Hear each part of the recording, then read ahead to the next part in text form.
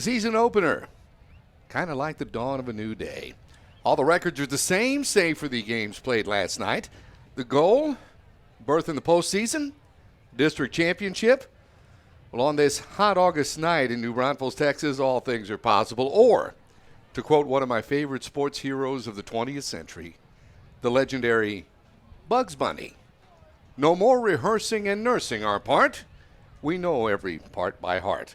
It's Canyon Cougar football as they get the party started this evening against the Lehman Lobos. And we're getting set for kickoff. I knew I had to come up with something here along with my broadcast partner, Ben Campos, who has the most eloquent openings to every game I've ever worked with him. I had to come up with something off the top of my head, Ben. Great to see you. Great. First of all, great to be with you. Thank you again to Canyon High School, Comal ISD, Wick Productions for getting this thing back on track here for the 2019 season. Roland, it would only work better if your nickname was Doc, so we could say, "What's up, Doc?"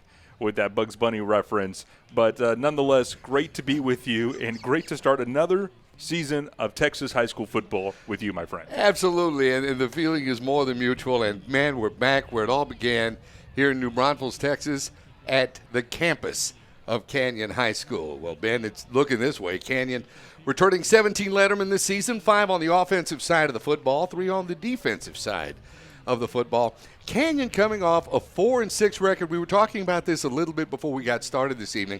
4-6, that's after 3 straight seasons of going 2-8. Kind of an improvement for the Cougars last year.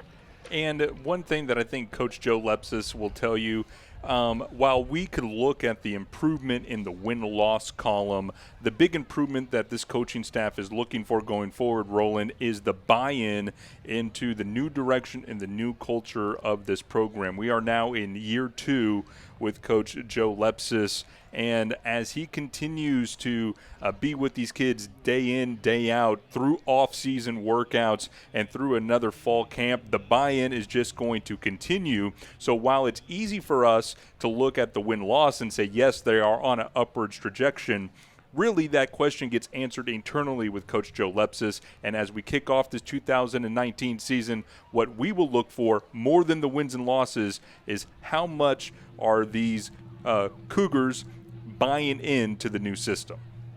Absolutely, and Canyon's going to have to do it. They're going to look to their receivers, the veteran Callan Farr back with 734. Let me look at my writing here. 734 yards receiving the ball, 7 touchdowns last season, and they're going to have to lean on a junior quarterback, Michael Bassett, to get him the ball.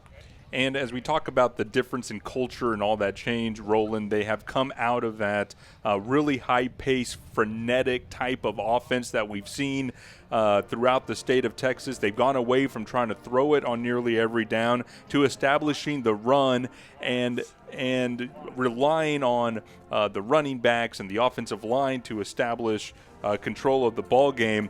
It just hurts a team when you look at the big contributors that they lost last year. Seth Leeper-Haney, over 1,000 yards rushing. Nathan Colbreth, over 1,000 yards rushing.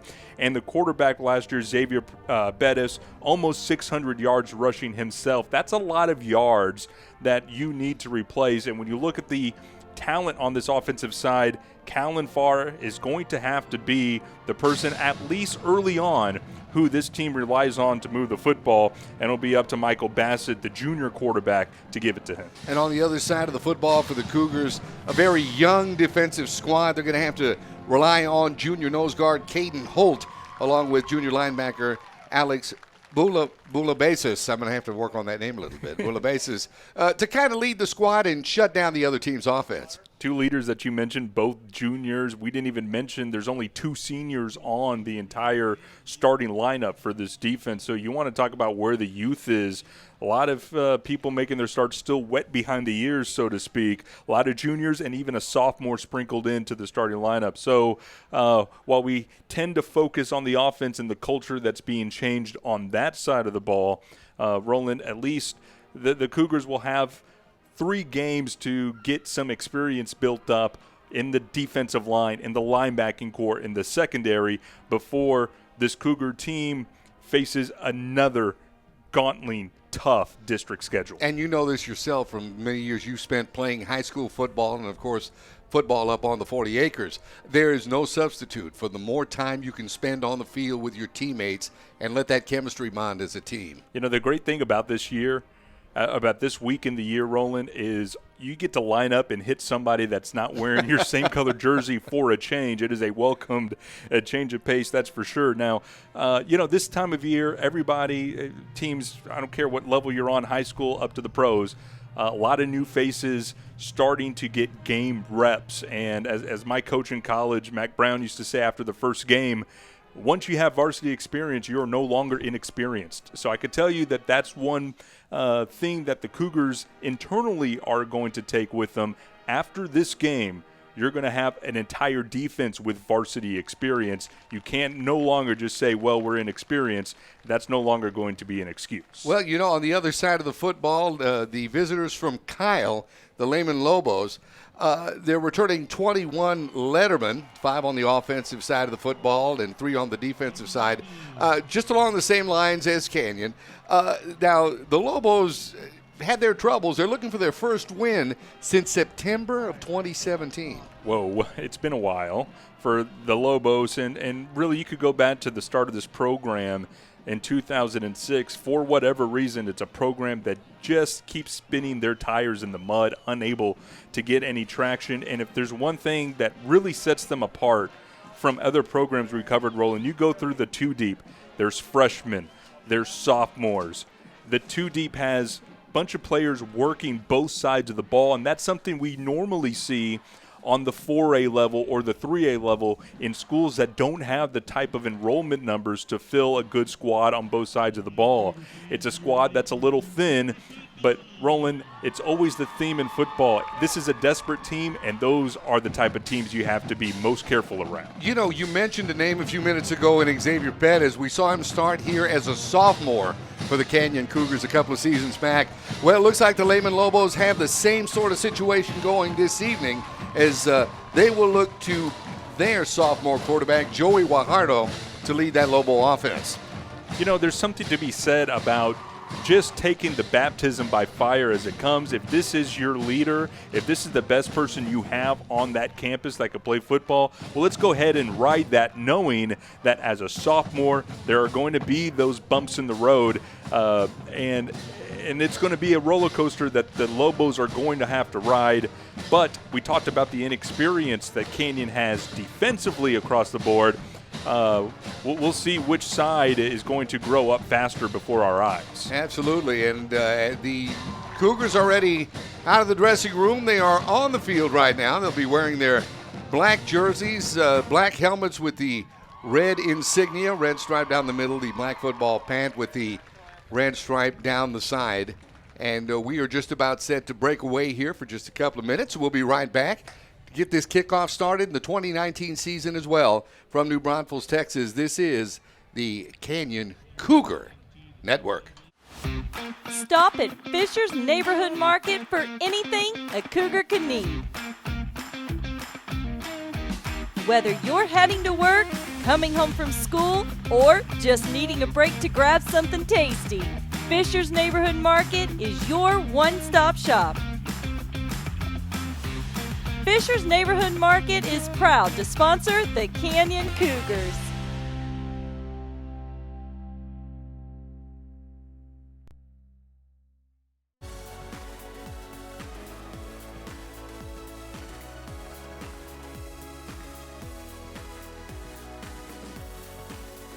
Ashley Home Store is proud to sponsor Canyon Cougars. Go Cougs! HGTV is rebuilding the legendary Brady home, and it's gonna blow you away. Come on, let's go inside. Oh, my nose! A very Brady renovation premieres Monday, September 9th. Only on HGTV. Watch HGTV, GVTC, Channel 578. Do you know what's perfect? Wick Productions teaming up with the Canyon Cougars. No kidding. We take pause when we hear you cheer for replays on the scoreboard. And we love the feline we get when you visit CougarsNetwork.com. Don't forget to subscribe, right? Meow. Isn't that right? What? Cat got your tongue? Mew it.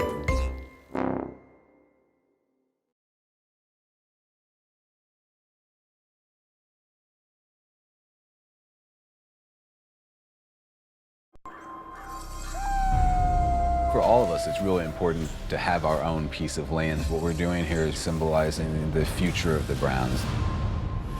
It's really important to have the houses finished before the snow locks us up. This is going to be a long, hard winter. An all-new episode of Alaskan Bush People, Sundays at 9 on Discovery. Watch Discovery, GVTC, Channel 554.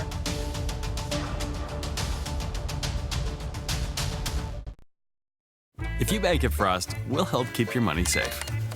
If you use your Frost debit card, the chip will make it more secure. If there's a suspicious transaction on your card, you'll get an alert. If you do, you can freeze your card with the Frost app.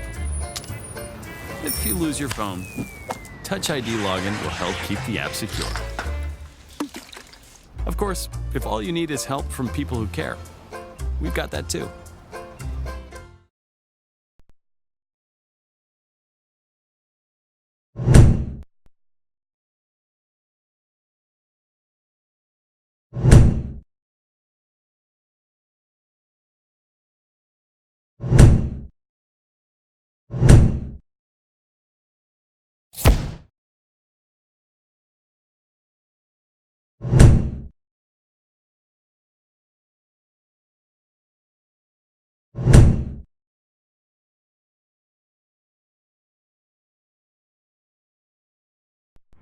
The all-new Nissan of New Braunfels.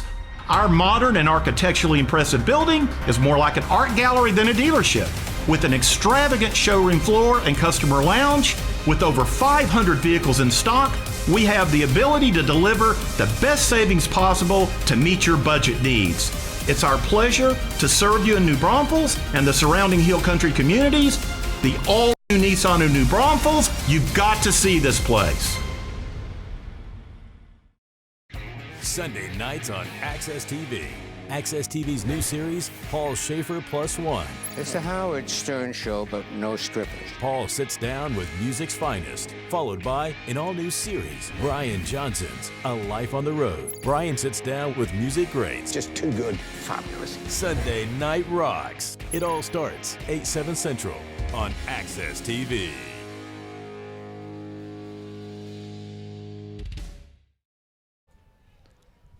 Back with you now on the campus of Canyon High School in beautiful New Braunfels, Texas, on, as we mentioned, a hot August night, 92 degrees at kickoff time. May see it dip down into, I'd say, the mid-80s by the time the game is, well, maybe about half done.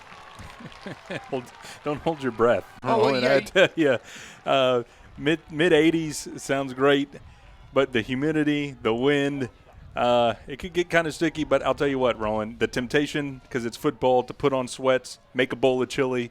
I mean, I'll suffer through all that because it is the season, and this is just the beginning. You are so correct, my friend.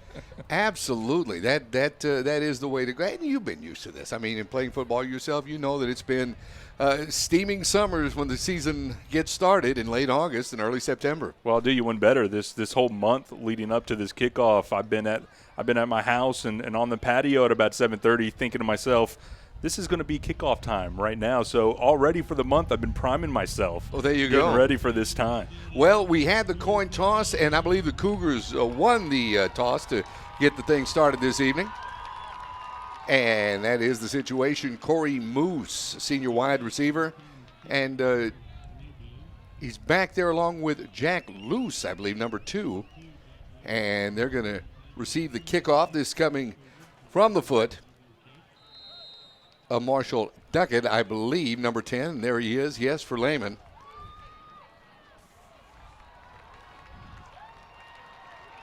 We're hearing it from the Cougar faithful already. Nice gathering from Kyle, making the drive down to New Braunfels this evening to cheer on their Lobos as well. Cougar faithful working to get into midseason form. The ball is in the air. The 2019 season, ladies and gentlemen, is on. It's ball's handled by one of the up men. Down across the 35 to near the 37-yard line. That was Michael Williford who handled that kickoff. And Cougars will have the football 1st and 10 as they go to work. Our first look at Michael Bassett, 6'1", 205-pound junior quarterback. And he's going to start with good field position. It was a high, short kick. And Williford, to his credit, does not go for the fair catch signal, elects to take it at the 20 and moves it upfield. So good starting field position here for the Cougars, rolling at the 41, their own 41. As you mentioned, Bassett, the quarterback, he'll send 2 receivers out to the near side and a single receiver to the far side.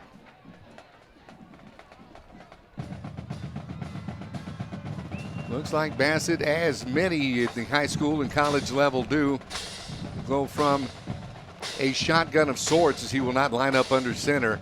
All indications are showing. Well, here's the delay right here, Roland. They don't have the chain gang set up. So a couple of trainers from the near sideline have to make the run over there and get the chains going. I would have thought that this would have been, if not the first, at least in the top 10 in the checklist for the referees, where and who is working the chains. Absolutely. You can hear them moving right here from this angle because that is the sound of the men working on the chain gang. Absolutely. They're getting set up here. From the 41-yard line. It's 1st and 10 for the Cougars. We mentioned 2 receivers near side, single receiver far side for quarterback Michael Bassett. He takes the snap. Here's a handoff straight ahead. Banging out across the 45 to near midfield and penalty markers down. That is the running back. Looks like Savion Jarrett with the carry. We'll see what this call is. Cougars around the line of scrimmage. That body language makes me think it's going to go against Lehman. But we'll see what the official call is here. That's a personal foul against the defense. You are correct, sir. Well, I was going to hold my breath a little bit because there was a great block. And the lineman that really got this started was Will McCune. Number 70, the right guard, getting a nice kick out of the defensive end for Lehman, and that caused the big hole to open up in the middle. And I was kind of waiting my time to see what that call was, hoping that that wasn't a hold. It was just a good block. From the Lehman 37, it's 1st and 10. Canyon once again trips to the near side. Single receiver far side. Here's Bassett rolling out far side. His pass intended for wide receiver Callan Farr, just a little out of his reach. As back defensively for Lehman was senior Christian Chambers. It's just a simple out route with the sprint out to the far side for Bassett, and he delivers just a little bit too far from his safety net, that senior wide receiver, Callan Farr. 2nd and 10 now from the Lobo 37 for Bassett and the Cougar offense. Once again, trips near side, single receiver far side this time.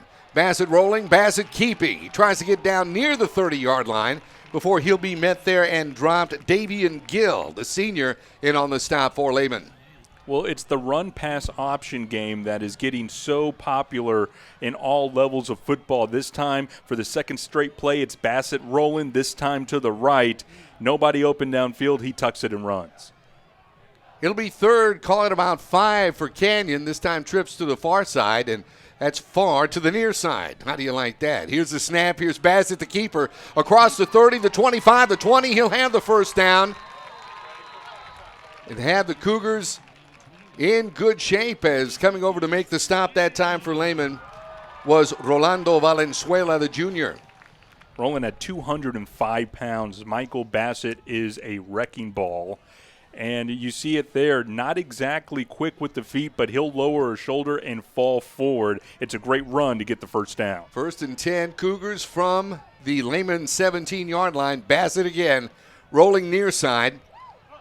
Looks to put it away, and does. Gets a couple of tough yards down to around the 15-yard line before he's met and driven out of bounds. And in on the stop that time, Jalen Brown. I think the majority of quarterbacks there might have just thrown it away if nobody was open. You saw the pump fake from Bassett, but this is exactly what I was talking about, lowering the shoulder. And although first contact was made at the line of scrimmage, his momentum carry him forward got him 2 yards. 2nd down, call it about 7 from the 14. Here's a give straight ahead. Nice hole that time for the running back, Jarrett, as he gets down around the 5, driving Lehman Lobos inside the 5 to about the 3-yard line. That's going to set up a 1st and goal for the Cougars. Well, and this is a team play, even though it's a nice ISO play for Jarrett. First contact made at the 10-yard line. And Roland, at the end of that camera shot, you're going to get 10 of the 11 Cougars in on the pile. Offensive linemen, everybody getting in there, even Bassett, the quarterback, pushing that pile forward. It is now 1st and goal for the Cougars. Canyon sends 2 receivers to the near side and a single receiver to the far side. On this 1st and goal, Bassett calls for the ball, a handoff straight ahead. Down inside, well close to the 2-yard line, goes the running back, Micah Williford. His first carry of the evening, gets the ball down to the 1. It'll be 2nd and goal for the Cougars. This is going to be such a tough offense to stop, especially here deep in the red zone, if they can continue to establish Michael Bassett as a running threat. 2nd and goal, line of scrimmage is the Lehman 1. Here's the carry. This is Williford. Nothing but pay dirt. Touchdown, Cougars. And back to my original thought here of how dangerous it is with Bassett back there. It stretches out the defense. They give kind of a pseudo zone read look, and the thing that you have to account for defensively is Bassett's ability to keep it and then get to the outside. It stretched out the defense, just the mere thought of it, and it allowed for the inside give into the end zone. The extra point attempt. Snap is down, the kick is up. Good conversion there by the kicker, that is Camerson Welch for Canyon. And 9:22 left to go in the first quarter. We've got a score. It's Canyon 7, Lehman nothing. We'll be back with more. This is the Cougar Network. When you're ready for a break, hurry in to Chicken Express. Let us do all the cooking for you. We always offer high-quality, affordable meals that the entire family will enjoy. Our chicken is never frozen and it's hand-battered fresh, so you can really taste the difference. You can expect fast and friendly service at Chicken Express, whether you dine in, drive through, or drive up. Hurry in and hurry back to Chicken Express.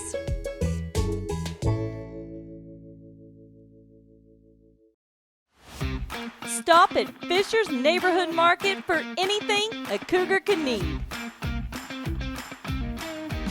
Whether you're heading to work, coming home from school, or just needing a break to grab something tasty, Fisher's Neighborhood Market is your one-stop shop. Fisher's Neighborhood Market is proud to sponsor the Canyon Cougars.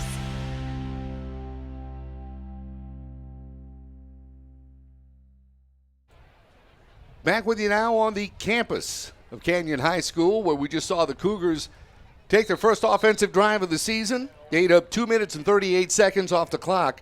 Williford took the ball over from the 1. Extra points good. Cougars on top, 7-0. Now getting set to kick off for the Cougars, it is Camerson Welch, the junior kicker. Puts his foot into that. This one's handled by Roy Mallett. We've heard about him, and he's breaking tackles out to about the 40-yard line. We've heard that this young man is very versatile on the offensive end of the football. Whew, he got around the corner in a hurry. At 5'9", he could get lost behind a lot of the linemen. There's a flag rolling down on the far sideline. This was towards the end of the play and near the Lehman sideline. So I'm wondering. Of course, the one thing you have to fear right now is a late hit out of bounds.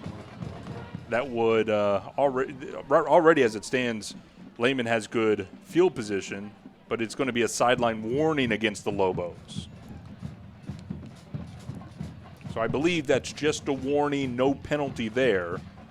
But, of course, the get-back coach on the far sideline now has to earn his paycheck.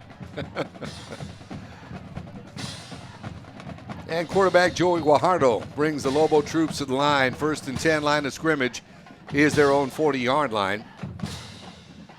Spread as well. This is the handoff, this time going nowhere. Big hit that time by Caden Holt on the Lehman running back, and that was Keyshawn Williams with the carry. And that's going to be a loss of, looks like, about 3. Oh, that's just a great job by the 3 down linemen for Canyon, blowing things up before the play had a chance to materialize. Looked to be a zone read, but before the read could develop, in comes Caden Holt leading the charge with about 4 others messing up the play. And ball inadvertently kicked from being placed. I guess opening night jitters, we're gonna have our share of them. So the Lobos send 2 receivers to the far side and a single receiver near side. Guajardo once again shotgun. He's going to go from the spread most of the evening. Here's the handoff straight ahead. Something developed there quickly for the running back, Kanui Gidry. He got a couple as Robert Crandall from his safety position over to make the stop for Canyon. Well, that's not a touchdown saving tackle, but certainly a first down saving tackle. Coming up hard from that free safety position was Crandall. An outstretched dive, and with his right hand able to get the ankle and bring down the runner, is going to set up a 3rd and 11 on what could have been a first down play. Give Gidry a pickup of 2 on that one. As you mentioned, 3rd and 11. Here's Guajardo dropping back. Penalty markers down. Here's a pass. It's complete straight ahead, but nothing doing as Gidry takes the catch, tries to get near the 40-yard line, but he's met there. Nice tackle by one of the, looks like one of the defensive linemen there that time. Actually, it was the other gentleman we were talking about, Alex Bulabasis, from his linebacker position. Now we'll check the flag here. It was almost immediate from the snap, and they're going to get an illegal procedure, so perhaps not enough Lobos on the line of scrimmage. We saw as soon as the ball was hiked, there was the flag. And it's a great play defensively for Canyon despite all that. They had the screen set up. Canyon had somewhat of a blitz on there, but able to recognize it. And as the coaching staff says, if you get to the quarterback and it's too easy, they're setting up that trap for you. The Cougars sniffed it out and was able to make the play behind the line of scrimmage. Pass play went for naught. As a matter of fact, they're saying 4th and 13 now as the punt team comes on for Lehman. Duke on to punt this away.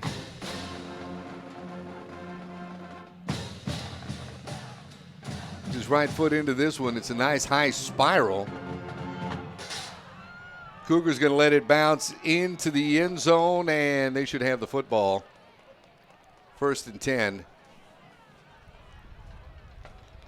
Well, that was Williford back there in deep receiving, and he dodges a bullet here. And if I'm the special teams coordinator, I'm at least giving him a talking to here. It's a nice spiral punt, plenty of air under it, but you got to make the catch in that situation. Now, no harm, no foul. The ball is able to roll the 25 yards or so or whatever it was to get into the end zone.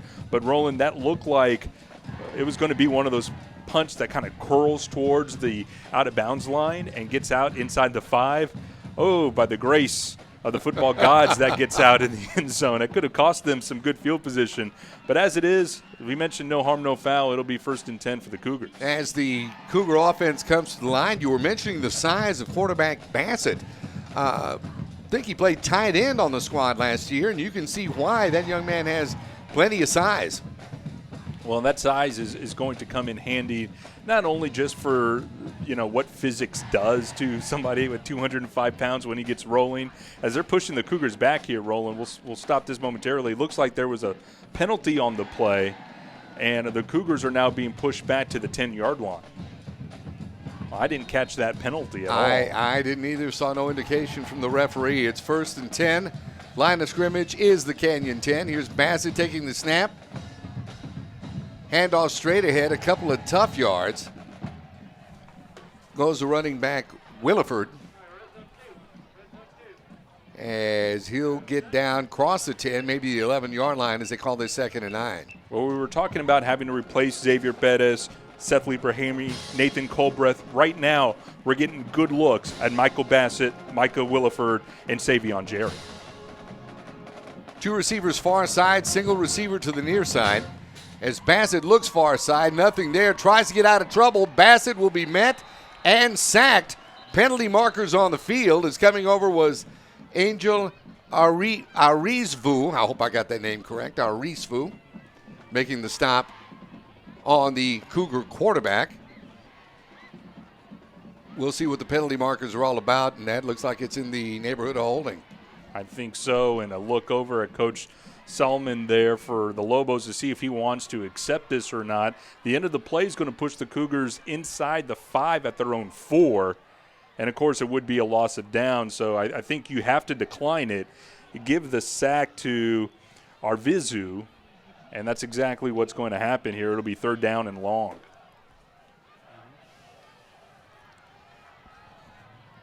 It's going to be a loss of about 5 on the play. Actually, call it 6 as they're moving it back. Or no, it'll be a loss of 5.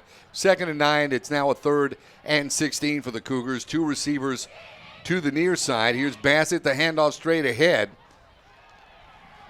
Once again, that is Williford with the carries. He gets down across the 5 to nearly about the 7-yard line. This punting situation coming up for the Cougars.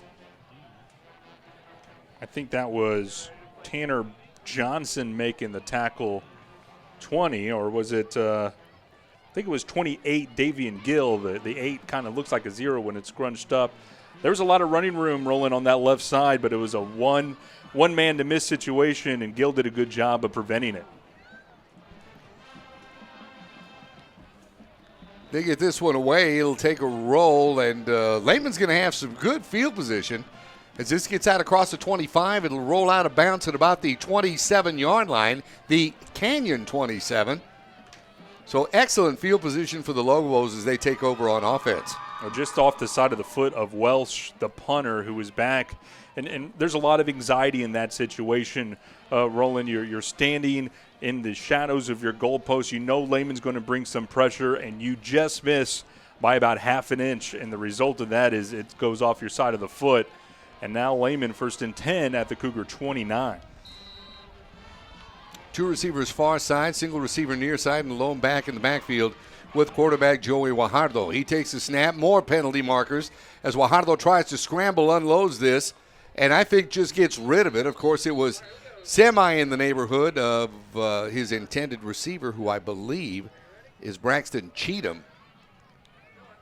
We'll check the penalty marker. My goodness, Caden Holt got into the backfield quickly, and he's doing it by beating double teams between the center and the right guard. Just splits them both and then gets into the backfield and disrupts what's going on.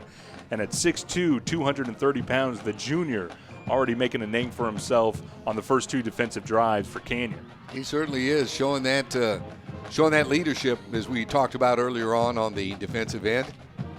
His penalty, his procedure penalty, going against Lehman. It's going to back him up to the 35-yard line. And it's 1st down. Here's Guajardo.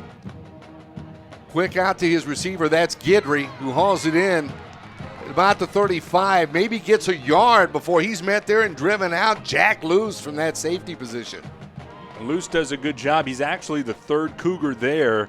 But you got to give credit to Guidry shedding a couple of tackles near the line of scrimmage. And it's Luce from the left side and back, almost the furthest Cougar away at the start of the play, getting there to make the sure tackle. I don't think they're going to give him anything. It actually might be a loss of 1. It's going to be a 2nd down from the 35-yard line, as they call it. Guajardo, handoff straight ahead for a yard, maybe 2 if he's lucky. Alex Bulabasis hit on the stop that time for the Cougars. That was Keyshawn Williams with the carry. And I believe Lehman's going to take a timeout, so we'll go ahead and take it with him. 5:02 left to go in the first quarter. Our score, Canyon 7, Lehman nothing. You're enjoying Canyon Cougars football here on the Cougar Network. For all of us, it's really important to have our own piece of land. What we're doing here is symbolizing the future of the Browns. It's really important to have the houses finished before the snow locks us up. This is going to be a long, hard winter. An all-new episode of Alaskan Bush People, Sundays at 9. Stop at Fisher's Neighborhood Market for anything a Cougar could need. Whether you're heading to work, coming home from school, or just needing a break to grab something tasty, Fisher's Neighborhood Market is your one-stop shop. Fisher's Neighborhood Market is proud to sponsor the Canyon Cougars.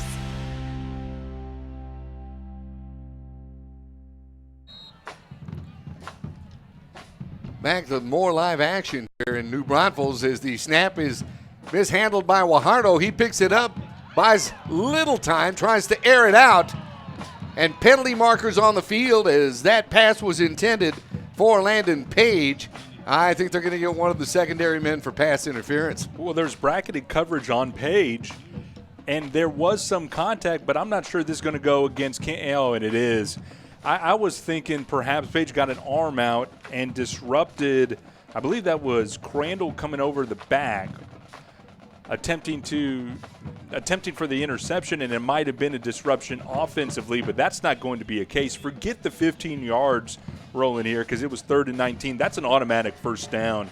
And if you want to talk about not all penalties being created equal, you just got a Lobo offense that has been struggling not only tonight, I mean, you go back to 2017 if you want, but has been struggling for so long, and you just gave them a good bailout with a pass interference penalty. Line of scrimmage is the Cougar 19, 1st and 10 for the Lehman Lobos with the 2 receivers near side, 1 to the far side. Handoff. This is Guidry across the 20 down to around the 18-yard line. Nice pickup that time for the sophomore running back. Is in on the stop was Jack Luce for Canyon. And once again, it's loose, and once again, Jack has to come up to make the tackle because Guidry is making the 1st and 2nd Cougar defender miss. Very slippery coming out of the backfield. First contact is being made at a good point of attack, Roland, but he's just making guys miss. Give Guidry a pickup of 5. It's 2nd and 5. Line of scrimmage is the Canyon 18. Here's Guajardo, takes the snap. Hands the ball off that time, and with the carry, that was Keyshawn Williams, but that stingy Cougar defense not letting anything happen. Jackson Duncan from his linebacker position over to make the stop for Canyon. Oh, what a difference a play makes. That time you get a swarm of Cougars, about 4 of them at the point of attack. Williams is the leading returning rusher for Lehman. He last year got 464 yards and 4 touchdowns for the senior. So we want to talk about senior leadership on that side of the football for Lehman. That's who they're going to point to, not just for the change of pace style back that he is. Lost back to the 21-yard line. That'll bring up a 3rd and 7 for the Lehman Lobos. As the wide receiver Landon Page goes flanked out to the near side, 2 receivers to the far side for quarterback Joey Guajardo with a single back in the backfield. High snap, but Guajardo pulls it down, feeling a little pressure. Decides to keep it, gets across the 15. He'll be run out of bounds at just shy of the 10-yard line is Garrett Teeley, the sophomore, over to make the stop for Canyon. Ooh, pushed out with extreme prejudice into the sticks. I'm afraid it's going to be enough for a first down, but once again, it's Caden Holt. And Roland, I know you're a baseball guy. Holt's going to be one of these guys, like a big power hitter in the middle of the lineup, where his numbers might not be that great, but look at the numbers everywhere else around him. That's where everything's going to flood. He is such a disruptor that everything has to flow away from him, and you're going to get guys on the outside like Garrett Teeley getting credit for tackles that are due to his disruption. Well, it's a 1st and 10 for Lehman. Here's the handoff straight ahead. Good defensive pursuit that time by Joey Drastada, making the stop on the Lehman running back, and I believe carrying that was Williams once again. Another junior being able to contribute on this defensive line. Joey Drastada, 6'1", 225-pound, a junior defensive tackle. Loss of 3 on the play. It'll bring up a 2nd and 13. Line of scrimmage is the Canyon 15. Here comes Page flanked out to the near side. Once again, 2 receivers far side. Here's Guajardo feeling pressure. Tries to put it away. He's going to be run out of bounds for another loss. Loss of about 2 or 3. Good defensive pursuit that time by that Canyon defense. It was. There were about 3 or 4 Cougars going to the outside, and, of course, I hold my breath there. It was getting awfully close to that far sideline, And you worry, especially being on the Lehman sideline, is the referee going to be tempted to call a late hit out of bounds? It was that tackle almost carried the entire players involved into the track area. No call made, so it was a good effort in that regard, and it's going to set up this 3rd and long. This time the Lobos send 2 receivers to the near side and a single receiver far side for Guajardo. It's 3rd and 15, low snap. Guajardo gets it. Guajardo feels pressure. He'll go down at about the 25-yard line. Good defensive pursuit. Tristan Smith, the 5'11", 170-pound junior, in on the stop. And I'll tell you what, Ron, that is the 9th play of a drive that started at the Cougar 29-yard line. And when it's all said and done, even with the pass interference penalty, because of that loss on the corner blitz, the ball is only resting at the 25, and the kicking situation for Lehman is shaky to say the least. So what a play call, the corner blitz, well executed, that might have knocked Lehman out of what would be a more comfortable field goal attempt. They're going to spot this at the 32. This will be about a 42-yard attempt right now for kicker Marshall Duckett of Lehman. Here's the snap, the hold, the kick is up. And the kick is good with 1:08 left to go in the first quarter. Our score now, Canyon 7, the Lehman Lobos 3. And we'll be back with more in just a moment. This is the Cougar Network. For all of us, it's really important to have our own piece of land. What we're doing here is symbolizing the future of the Browns. It's really important to have the houses finished before the snow locks us up. This is going to be a long, hard winter. An all-new episode of Alaskan Bush People, Sundays at 9 on Discovery. Watch Discovery, GVTC, Channel 554.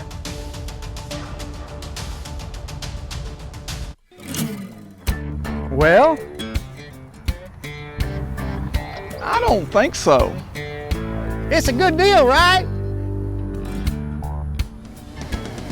Coach, this is a 2538, 37 horsepower, most lift capacity of any tractor in its class, and no depth fluid. Well, the best part is it's the right color.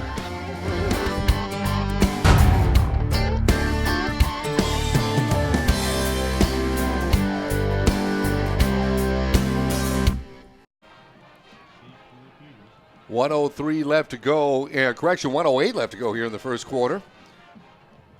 Duckett with a 42-yard field goal for Lehman put them on the board at 7-3 Canyon. Kickoff handled by one of the Cougar up men who gets the ball across the 40 down to around the 43-yard line. That was Michael Williford. Should have recognized the number 21 down there, as I'm sure getting a chance to work this season. We certainly will as the evening goes along. It'll be 1st and 10. Good field position for the Canyon Cougars. Well, just like the opening kickoff, the short sky kick, as we used to call it. And really what that kick is intended to do is you want to tempt the return man into making that fair catch signal so that they'll get the ball kind of at the 30 or 25. But if it's not high enough, if your coverage team can't get down there quick enough, then you'll get a good return and a good field position set up like we have here. Triplets on the near side and a single receiver on the far side for quarterback Michael Bassett. As there's a penalty marker on the field. Are they calling this delay of game? They certainly are. This is a delay of game called on Canyon. This will back it up.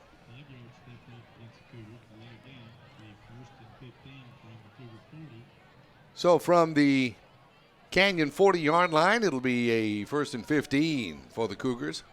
Once again, 3 receivers near side, single receiver far side. Bassett takes the snap, unloads it. I think that time Farr zigged when he should have zagged. He came across, and Bassett was looking for him on kind of a fly pattern there, and the pass was incomplete. That'll bring up a 2nd and 15. Well, it was miscommunication, I think. As for us here in the booth, we just don't know who was not on the right page, but I will put my stock in the senior wide receiver, Callan Farr. You're right, it was just a fly pattern that Bassett threw, but the post that Callan Farr ran, so incomplete, and because of the penalty, still behind the chains at 2nd down and 15. Here's Bassett barking out the signal. He decides the keeper.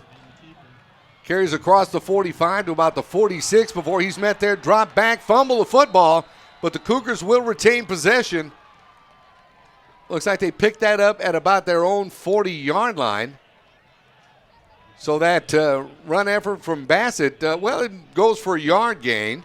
Is they going to mark this at the 41? That'll make it 3rd and 14. Well, it was Jaden Brown, the freshman cornerback, making the hit for Lehman and dislodging the ball from Bassett. Unfortunately, I couldn't tell which lineman fell on it. I believe it was McCune, the right guard, but the Canyon Cougars able to avoid disaster there, and they'll retain possession. Get one more play off before the end of the first quarter as man in motion this time. That's Corey Moose for Canyon, and the whistles are active this evening. Well, I wonder if they're going to get Moose here for coming up towards the line of scrimmage while he was in motion, and might be an illegal shift. Kind of pre-snap. We'll see what the indication is. It looks like that was what. Here comes the white hat to give us the call. They'll just call it an illegal procedure. But to me, Roland, what it looked like was those formations you see in Canadian football where you put a man in motion and then, or arena football, they start turning upfield before the snap of the ball. Oh, yes. Everything but the 55-yard line right now. And a rouge. So there you go. 2 receivers to the near side, single receiver to the far side on this 3rd and 19. And you know what? Clock's going to expire. That's the end of the first quarter. Our score, the Canyon Cougars 7, the Lehman Lobos 3. We'll be back with second quarter action in just a moment, right here on the Cougar Network.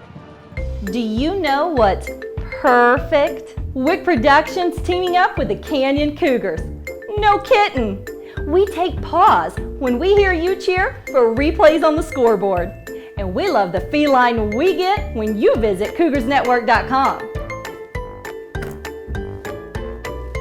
Don't forget to subscribe, right? Meow. Isn't that right? What? Cat got your tongue? I mew it.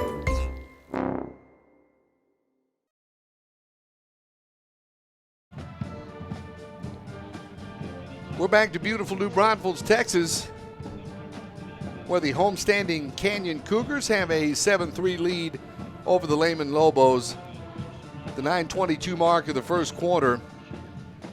Williford with a 1-yard touchdown run for the Cougars. Extra point was good, 7-0 at that point. Then with 1:03 left to go in the first stanza, Lehman's Marshall Duckett with a 42-yard field goal to get the Lobos on the board, 7-3 at that point. First play of the second quarter, it's a 3rd and 19 for Canyon. Here's Bassett, here's the handoff straight ahead. This Williford tries to get it down to about the 40. Couple of tough yards for the Cougar running back, and that'll bring up a punting situation as here to punt this thing away is Camerson Welsh. Well, one thing that I would like to see this next offensive timeout for Canyon, going back to establish the run. It seems like as you try to throw the ball, you find yourself behind the chains with interceptions or penalties, when in reality, the Canyon has moved the ball best when they've established the run in this ball game. Punt sails out of bounds as Elijah Reyes was waiting back for the Lobos. This one will go out of bounds. The linesman is marking it at about the 27-yard line, that being the Lehman 27. That's where the Lobos will go to work 1st and 10. And just to belabor the point here, that first drive for Canyon, Roland, was 8 plays. I think there was only 1 passing play in that drive. So, you know, the game, the details of the game, the situation is going to dictate the play call. But I think where Canyon's going to find success is when you get a good mix of Bassett and Williford and Jarrett, all 3 contributing to the run game.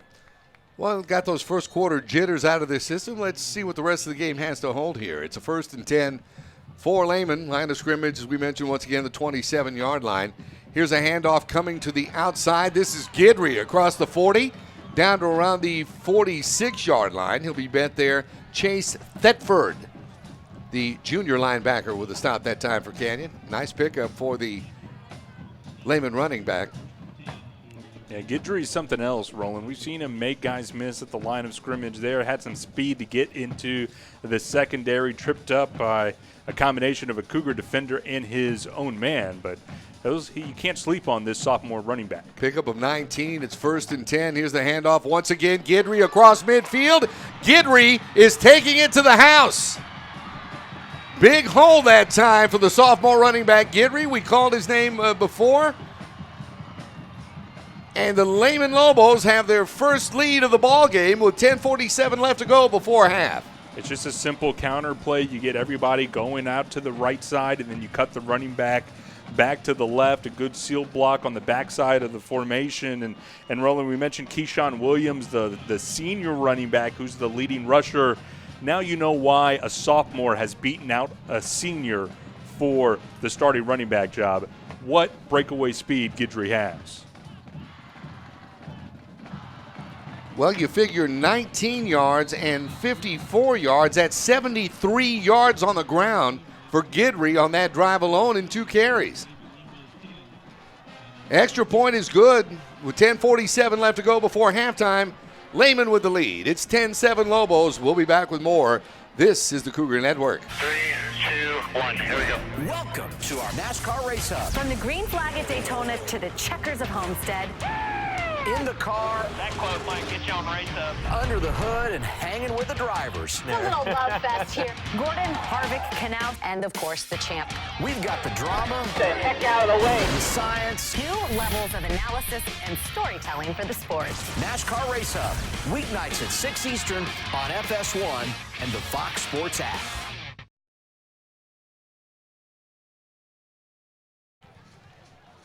Back live in New Braunfels, and Ben, we've just seen a 2-play, 73-yard drive. Amazing is that young man Guidry with 2 carries, 73 yards on his own. That's just all Guidry effort there. Well, you know, Roland, when you have a program that has struggled throughout their history like Lehman has, you're always looking for that class. Which class is going to come through and be the class that says enough is enough, we're turning it around. Guidry, the sophomore, Landon Page, the sophomore, Guiardo, the quarterback, a sophomore. Maybe for the Lobos, this sophomore class is just that class they're looking for. Another high, short kick. This one handled at the 31-yard line, as hauling that in was Matt Pavelik, the junior fullback. It'll be 1st and 10 for the Canyon Cougars at that point. Now we got to see if the Cougars have an answer in them. Well, it'd be nice here with 10:45 left to go before the half. Now the Cougars are trailing to avoid the temptation here to throw the football and try to go for that big play. Again, back to our discussion earlier, Roland, this Cougar offense seems to be best when you're incorporating the 3-headed monster of Bassett, Williford, and Jarrett and establishing the run game on the ground behind the offensive linemen. Let's hope that the Cougars are going to stick to that game plan. Here's Bassett with the snap. Here's the handoff. This is Williford across the 40. Down to around the 45. Correction, that is Savion Jarrett with the carry. Nice pickup that time for the senior running back as he gives the Cougars a first down.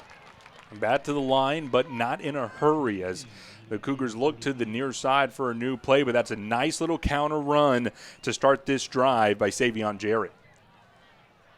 It's 1st and 10. Bassett barking out the signals. Once again, Jarrett dancing through the middle of that line across midfield and into Lobo territory as he'll be wrapped up at about the 47-yard line. Met there and dropped it in on the stop that time for Lehman. That was Angel Arvisu. And I'll tell you, this play just starts on that right side of the offensive line. Blaine Nichols, the right tackle junior, and Will McCune, the right guard, paving the way, establishing that hole on the right side of the line. Pickup of 8 that time for Jarrett at 2nd and 2. Here's Bassett rolling, decides to put it away and try to make something happen. That time a big head-on collision is he gets maybe to about the line of scrimmage, and that'll be it. They're going to give him actually a loss of 1 on the play. They'll call this a 3rd and 3 from the Lehman 48. That's okay. I think right now, if you're Coach Lepsis and if you're John Ford, the offensive coordinator, you're looking this as a 4-down territory. 2 more downs to get these 3 yards. Handoff straight ahead, ball on the ground. As that time Jarrett dropped it, I think just a mishandle that time between Bassett and Jarrett. That's exactly what it was. It was just a bad handoff. It didn't look like Jarrett actually had it in his breadbasket, dropped it down. You don't even get the good fortune of that ball rolling forward. Kind of went to the side. You don't advance it. And I think the last two plays that Coach Lepsis sees, he's not feeling very comfortable about the Cougars picking up these 3 yards. Might have been there if the exchange between Bassett and Jarrett is cleaner, but they'll send on Welch in this punting unit. Welch this one high. Beautiful. Beautiful punt. It'll go out of bounds at about the 10-yard line. And that's where the Lehman Lobos will take over 1st and 10. You were mentioning a freshman on the squad that time for Lehman. That it was him back to field the punt in Jaden Brown. Don't see too many freshmen on the varsity squad. You know you got to have something special going for you if you make the varsity as a freshman. You know, I could think of Steele having that quarterback, Wyatt Beagle. That was the last freshman I saw on the varsity level, and he's just about as good as everything that's advertised. And, of course, that old quarterback at Judson, Williams, started as a freshman, now at the University of Houston. Some just have an absolute knack for the game. Just understand it thoroughly. Here's Guajardo pass to the outside. This one nicely covered. Coming over to make the stop, that time loose for Canyon, wrapping up the Lehman receiver on the far side of the field. He's going to be thrown for a loss. And that was Austin Walsh, the senior wide receiver on the far side for Lehman. And that's just island one-on-one coverage, and loose coming up the victor there is a good loss of about 4 yards. It'll be 2nd and 14. Here's Guajardo calling out the signals once again. Fakes a handoff, looks downfield, has a man across the 20. Breaking tackles out to about the 22-yard line.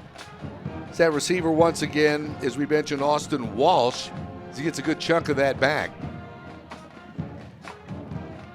Now we're starting to see Lehman get into a little bit of a better rhythm calling their plays offensively, and I really think that was bolstered by some of the good field position that they've had in this ball game. Kind of loosened up the offensive coordinator and this young team, got them a little bit of confidence, and now they're starting to put some good drives together as they'll take their second time out, I believe, of this half. Second time out of the half with 7:12 left to go, and they're feeling something, though, as that last gain, that last pass that time to Walsh went for 13 yards, so he did pick up a good chunk of it there. It's going to be a 3rd and 1 situation when we get back from this timeout. And you're noticing things settling down on the Lehman side of the field. Those runs by Guidry certainly gave that offense a lot of confidence, and they're just moving in that with that kind of rhythm right now there. Well, it just always seems that you get in a better rhythm calling the plays. It seems like you have more confidence in the plays that are on your script to work, and things just have a good way of working out. But what I've seen basically from Lehman, if you're able to make the first guy miss, things are open there. And what that tells me from the coaching staff is we have good plays set up for you. You have to just execute them well, because the big hits have been, we're putting you into space. You just got to make one man miss, and then the field's open to you. And right now they're starting to see that pay dividends. 3rd and 1. Here's a handoff straight ahead. That is Williams with the carry. He's going to be awful close. I believe he's got the first down, and he was stopped just shy of the 35-yard line. So the Lobos keep the drive alive with 6:58 left to go in the half. Running away from Caden Holt. So we talked about making the first guy miss. Easy to do if you're running away from Caden Holt, the nose guard for Canyon. But all that bouncing around, coming to the far side, Caden able to reestablish himself and get actually the tackle on that play. 1st and 10 Lehman. Line of scrimmage is the Lehman 34-yard line with 2 receivers far side, single receiver to the near side. Here's Guajardo. Here's the handoff coming near side. And with the carry that time, that is Williams, and a penalty marker on the field as he's driven out of bounds by linebacker Jackson Duncan. Let's check this out. It might have been a little bit too late from Duncan. And actually getting the talking to on the line of scrimmage, or excuse me, on the sideline is Teely. So you had Duncan and Teely there at the end. And if I'm just reading the body language here from that coach. It might have been Thiele if it was a late hit. And it looks like the call is going to be illegal use of hands on the Lehman Lobos. All right. Well, Thiele's got the talking to from the coaches on the sideline, but maybe that's just something that we're not aware of right now, and that'll be between player and coach. Yeah, absolutely. But, okay, so the Cougars get a break there defensively. Backs it up to the Lehman 36-yard line. Be a first down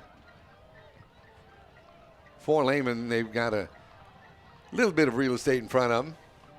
Pick up the first. Here's the snap. Here's Guajardo. Here's the handoff straight ahead. It's Williams for a couple of tough yards before he's met there. In on the stop that time, that was Tristan Smith, the junior linebacker for the Canyon Cougars. Now, something to keep in mind, Roland, as we tick down, Lehman is going to get the ball to start the third quarter. With 6 minutes left to go here before the half, if Lehman could get something going here, start moving the chains, you'll start to see them try to go for that 1-for-1 or 2-for-1 type possession thing and limit the amount of touches the Cougars will get. 2nd and 5.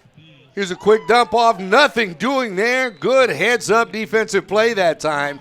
Jackson Duncan from his linebacker position for the Cougars. Yeah, it's a good spot. It's a good tackle there. Johnny on the spot was Jackson Duncan to break up that play, and it sets up a very critical third down here. Now 3rd and 5. The clock is stopped.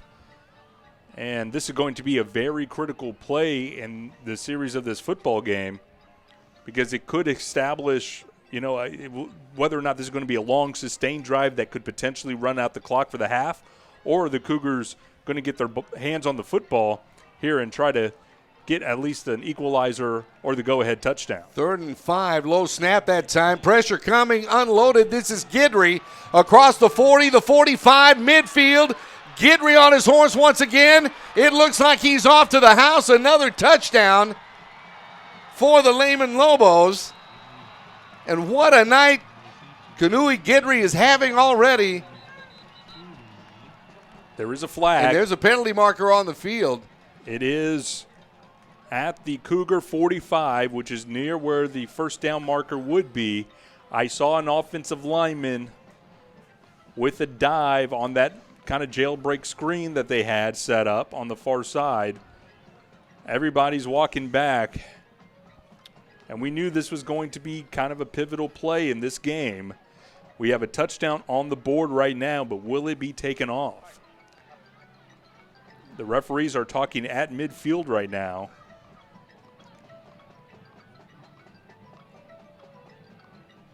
But this has got to be against Lehman, or else not everybody would have walked back. Chop block. Chop block against the Lobos. Huh. That's going to negate that run by Guidry.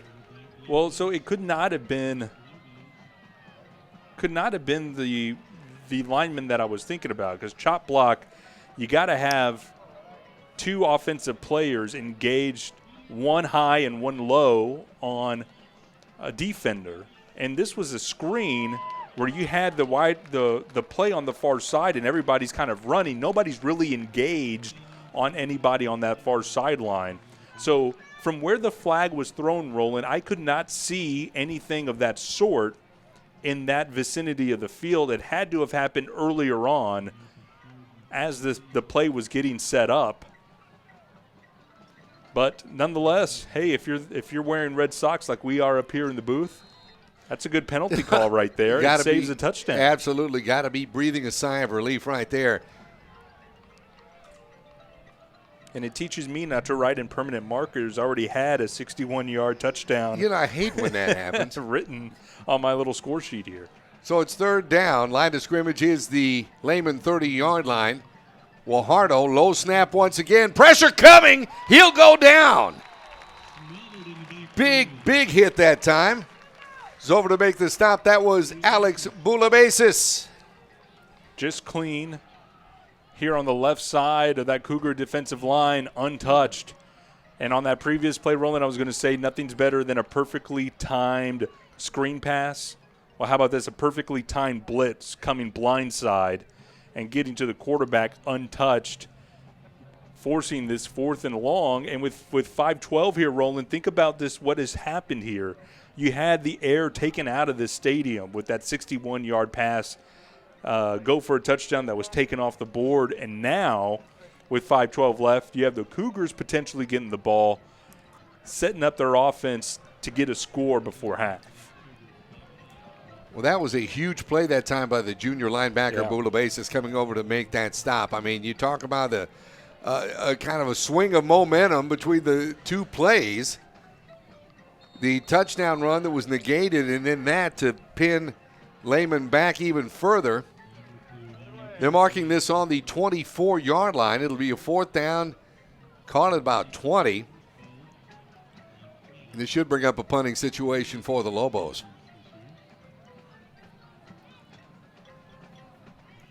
Waiting back to receive this is Michael Williford. Punt coming from the right foot of Duckett. Here's the snap. Punt is in the air. And this one taking a Lehman roll to just about the 46-yard line of Canyon, which is where the Cougars will go to work. 1st and 10, 5 minutes left to go before halftime. It's been entertaining, to say the least. I think so. For a game that's had a combined 5 punts, actually been a lot going on here. You're just seeing some offenses settle in, great plays on that side of the ball, great plays on the defensive side on both teams. I think we found a new budding, flashy star in the Central Texas area in Kanui Guidry for the Lehman Lobos. So a lot of good revelations here, in the first half, and we still have 5 minutes to play. It's 1st down. Bassett, the keeper, across the 46, maybe to about the 47 for a gain of 1. It's over to make the stop that time was Keon Bailey, the senior. And that'll bring up a 2nd and 9 for the Cougars. They'll send 2 receivers to the far side. Farr comes lined up to the near side. Lone back in the backfield, that is Williford. For quarterback Bassett taking the snap. Bassett looking to throw and then decides to put it away and run up the middle himself. Nice carry. He'll bang out to about the 46-yard line of Lehman for one of the Lobo linemen. Make the stop that time. Really like what Ryan Johnson, the left guard for Canyon, did there. Able to get into the second level of that Lobo defense, engage with the linebacker and kick out. That really cleared the way outside of the line of scrimmage for Bassett, and a good gain there. It's 3rd and 2 for Canyon. Here's the snap. Bassett decides to put it away and keep him himself, and he's been banging ahead for some good yardage. And there's a couple of tough yards right through the middle of that Lehman defense. Jalen Brown in on the stop that time, and that ought to be enough for a Cougar 1st down as those chains are moved. It's a design quarterback power to the left side, and he follows the block from the H-back Luke Grebon, the junior. Gets the critical block there in order to get the 1st down. Here's Bassett rolling out, has a man across the 35, the 30. What a catch and what a pickup that time inside the 15 to about the 13-yard line. Goes that Cougar receiver. Good yardage that time for the Canyon offense. And I'm trying to see who that defender was for Lehman.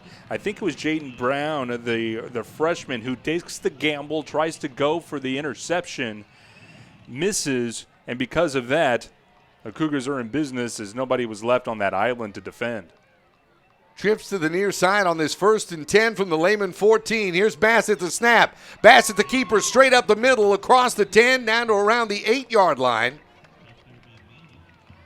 Before he's met and dropped there. In on the stop that time for Lehman was Jalen Brown, and it'll be a 2nd down.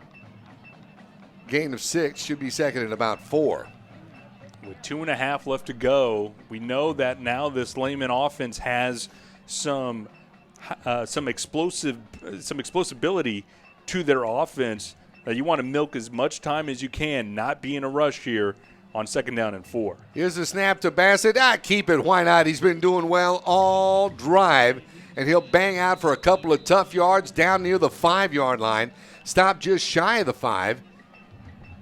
He's coming over to make the stop that time for Lehman was Braxton Leonard, the senior. Did not get the first down, but that is okay. It's going to be about 3rd and 2, 3rd and 1. So, Roland, perhaps another big power move here by the quarterback to get the first down. Here's the snap. Here's Bassett, this time rolling near side. Passes, has a man. At the 5, did he get in the end zone? They might have stopped him just shy of getting in the end zone as that pass was complete to number 80, Luke Grebon. The H-back, they have Bassett roll to the left. Everybody, including me, thinking it's another quarterback sneak coming your way. But he pulls the trigger, hits the H-back, and the final effort, unable to get to the pylon. But you get a first down. You're now at the 2 with about 1 minute and 30 seconds left before the half. 1st and goal, give straight up the middle. That is Williford. No indication from the referee. I think he was stopped just shy. Should be 2nd and goal from the 1. Again, take your time here if you're Canyon. Now under 90 seconds before the half. Continue to milk this clock as much as you can. You should be able to punch it in on the next at least 2 plays, completely bleed this out, because remember, Lehman's going to get the ball to start the 3rd quarter. You don't want to have them any opportunity left in this first half. Whistle's now in a timeout on the field. I think it's going to be credited to the Cougars. So good opportunity here. Stops the clock at 1 minute and 3 seconds, but I like this rolling. The Cougars offensively, for the majority of this drive, have been relying so much on the offensive line that I think this timeout is mostly let your linemen, let the big guys up front take a breath, get some water, recoup their legs, because this is going to be a push to the end zone that is going to be behind the legs of this big offensive line. Well, I remember the good old days when I was on the sideline and Coach Landry used to preach to us. He'd say, you run it, you run it, you run it. They're expecting to run, and you kill them with a pass, and that's exactly what we saw the Cougars do that last drive. Great heads-up play. Great catch by Luke Grebon. Read a lot of great reviews on Luke preseason. He's certainly looked at as one of the leaders on this squad this season. And what a drive he's had, because you want to go back a couple plays in this series, a good block as that H-back to help seal the way for Bassett to get a first down. So he's done it both as a blocker and a pass catcher. We'll see if he's involved here on this 2nd down and goal. 2nd and goal from the 1. Here's Bassett. Here's the handoff straight ahead into the end zone. That's Williford, and that's his 2nd touchdown of the ball game from 1 yard out with a minute left to go in half. It's a simple run on that right side of the Cougar line. Will McCune has had a heck of a ball game at that right guard position. He's the lead blocker here, and Williford goes untouched into the end zone. And the Cougars now, with 1 minute left to go before the half, have the go-ahead touchdown. Well, the Cougars take the lead once again with a minute left to go before halftime. The extra point is good with a minute left. Our score now, Canyon 14, Lehman 10. Oh, it's been a good one this first half. We'll be back with the remaining minute and Cougar halftime in just a moment. As you're enjoying Canyon Cougar football right here on the Cougar Network.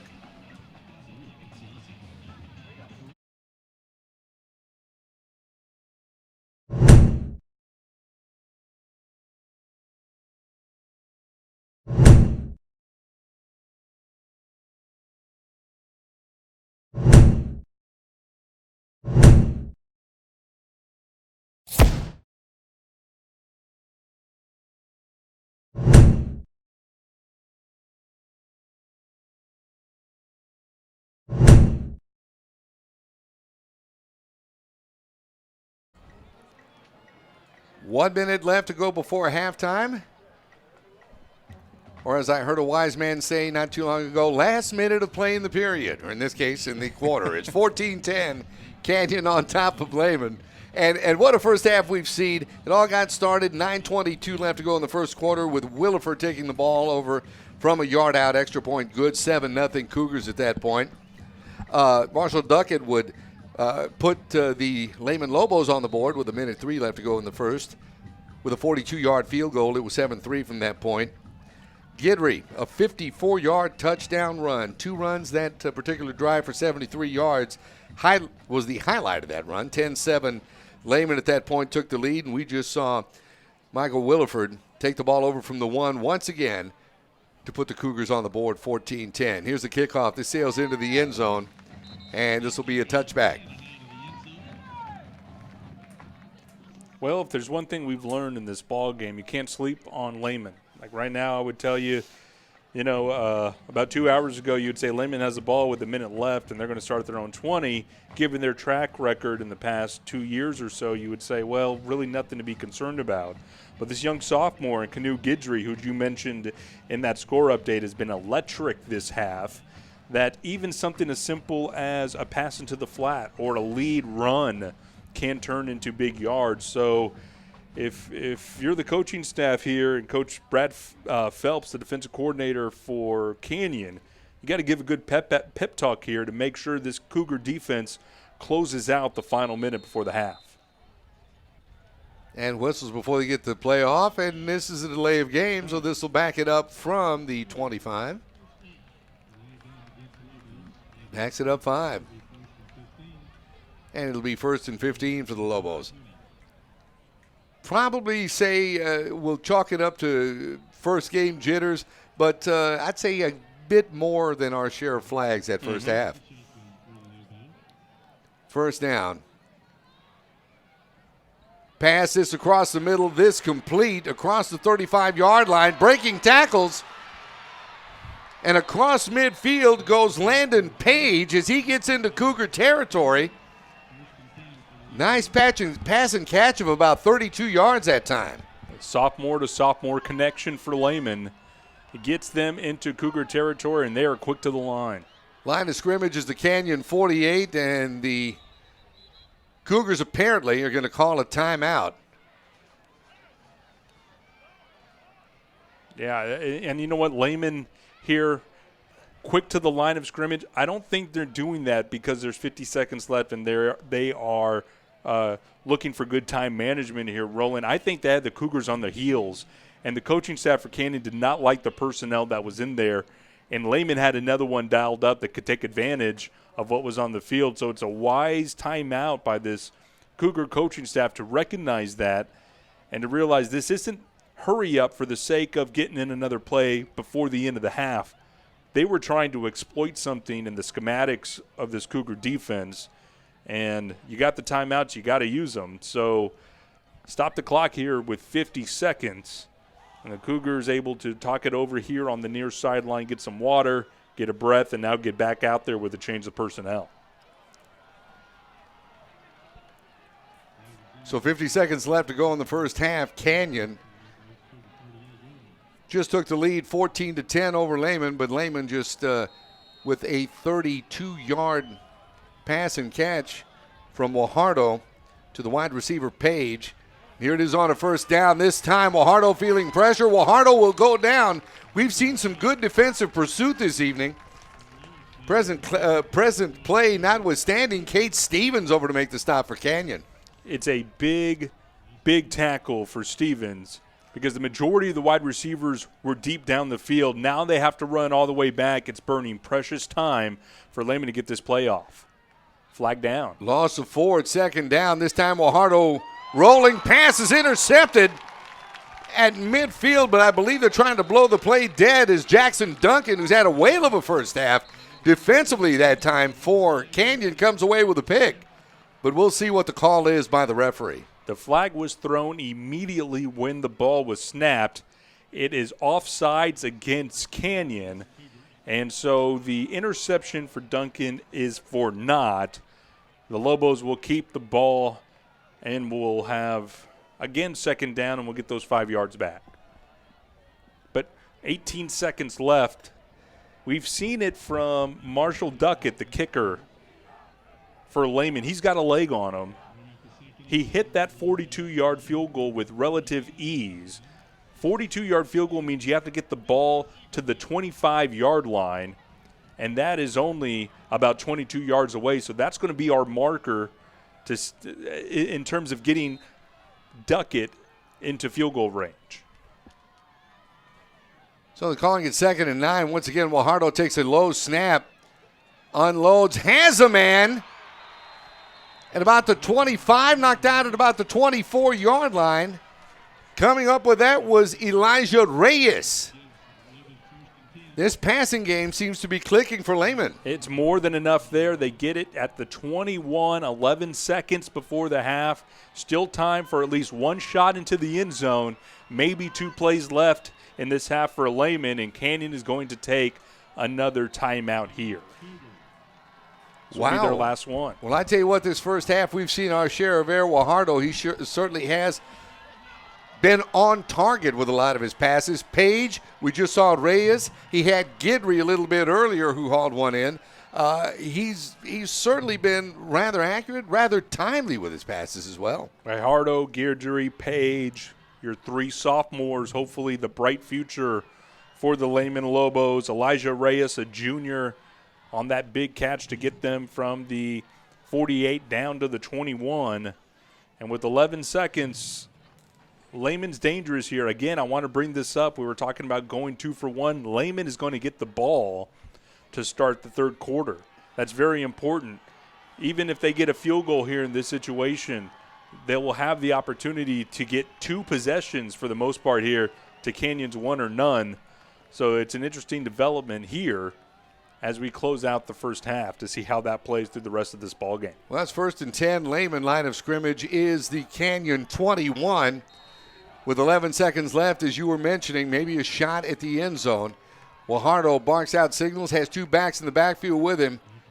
Unloads, looking for the end zone. Pass intended for Page, just out of his reach. Back defensively for Canyon. I don't know if we get that young man's number yet, but you know what? Page had it. Page would have had it if the pass had been on target that time. I think that's Facundo. He just hasn't turned around yet. I think it's a 3 here on the near side. It is. You are correct. Maybe he didn't want the announcers to see his number. Hey, don't be looking at my number. You don't be saying that. I understand. It's a good pass, though. A lot of air under it. It's a flag route to the back corner, just a little bit too much out of the outstretched hands of Page. 2 receivers near side, single receiver far side, low snap once again.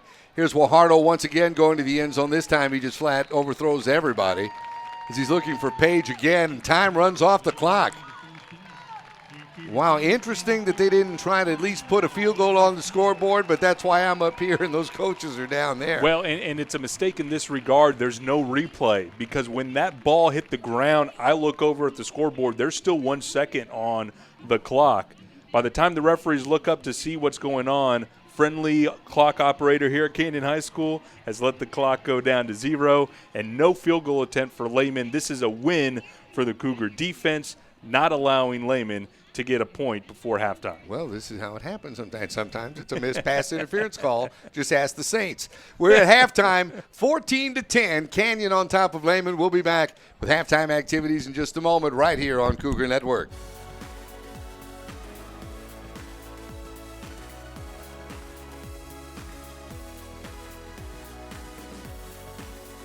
Ashley Home Store is proud to sponsor Canyon Cougars. Go Cougs!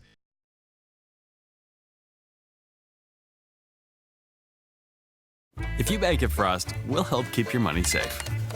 If you use your Frost debit card, the chip will make it more secure. If there's a suspicious transaction on your card, you'll get an alert. If you do, you can freeze your card with the Frost app. If you lose your phone, Touch ID login will help keep the app secure. Of course, if all you need is help from people who care, we've got that too. Brand new kids, brand new challenges. You know what that means? A brand new season of Kids Baking Championship. Most fun cake. Topping your giant donut with regular donuts. Yeah. Who will beat the competition to become Kids Baking Champion? All new Kids Baking Championship, Monday night at 9 on Food Network. Watch Food Network, GVTC, Channel 563.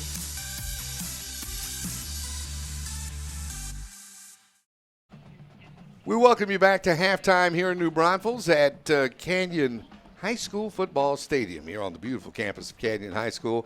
14-10, Cougars with the lead over Lehman. And as we were mentioning, we hear the strains of the Lehman High School band in the background, which kind of interested me. My kids go to school in Bulverde, right there at Smithson Valley, or Spring Branch, whichever you call it.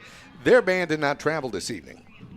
I'm aware of that. Of course, the trip was all the way in Midland, but I didn't realize. I thought we were just having home bands. But this is a nice treat to have our visitors from Lehman entertaining us at halftime as well. Oh, by the way, out in Midland, and I remember a couple years ago, when the Permian Panthers came to Spring Branch to play Smithson Valley. And it seems to be the new trend that you never know what's going on in the old head of Coach Larry Hill. But, hey, why not expose the Permian Basin to Smithson Valley Ranger football? But this was the first time that they hosted a team from the Permian Basin, and I remember I called the game, went home, got a good night's sleep, woke up, poured my cup of coffee, and thought to myself, those kids still aren't home yet. Yeah. And oh, yeah. It's just that long of a drive. So, yeah, I could understand spirit groups, the band, saying, you guys go, good luck, we're cheering for you on the Rangers Network, but we're going to sit this one out. Oh, goodness.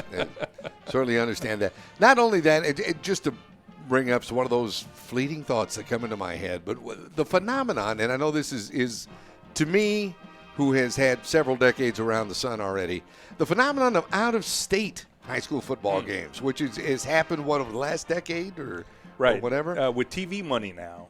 That seems to be the trend where, teams from Georgia and Florida like to play. I think, it might happen more than we think, but since we're here in Central Texas, it's 12 hours to get out of the state one way. It's 10 hours to get out the next way, 6 the other. It really isn't feasible where perhaps, you take teams that are on the border of some of these states or just other states where it's only 90 minutes to get out of a state one way, an hour the other. It's not out of the realm of possibility that would happen.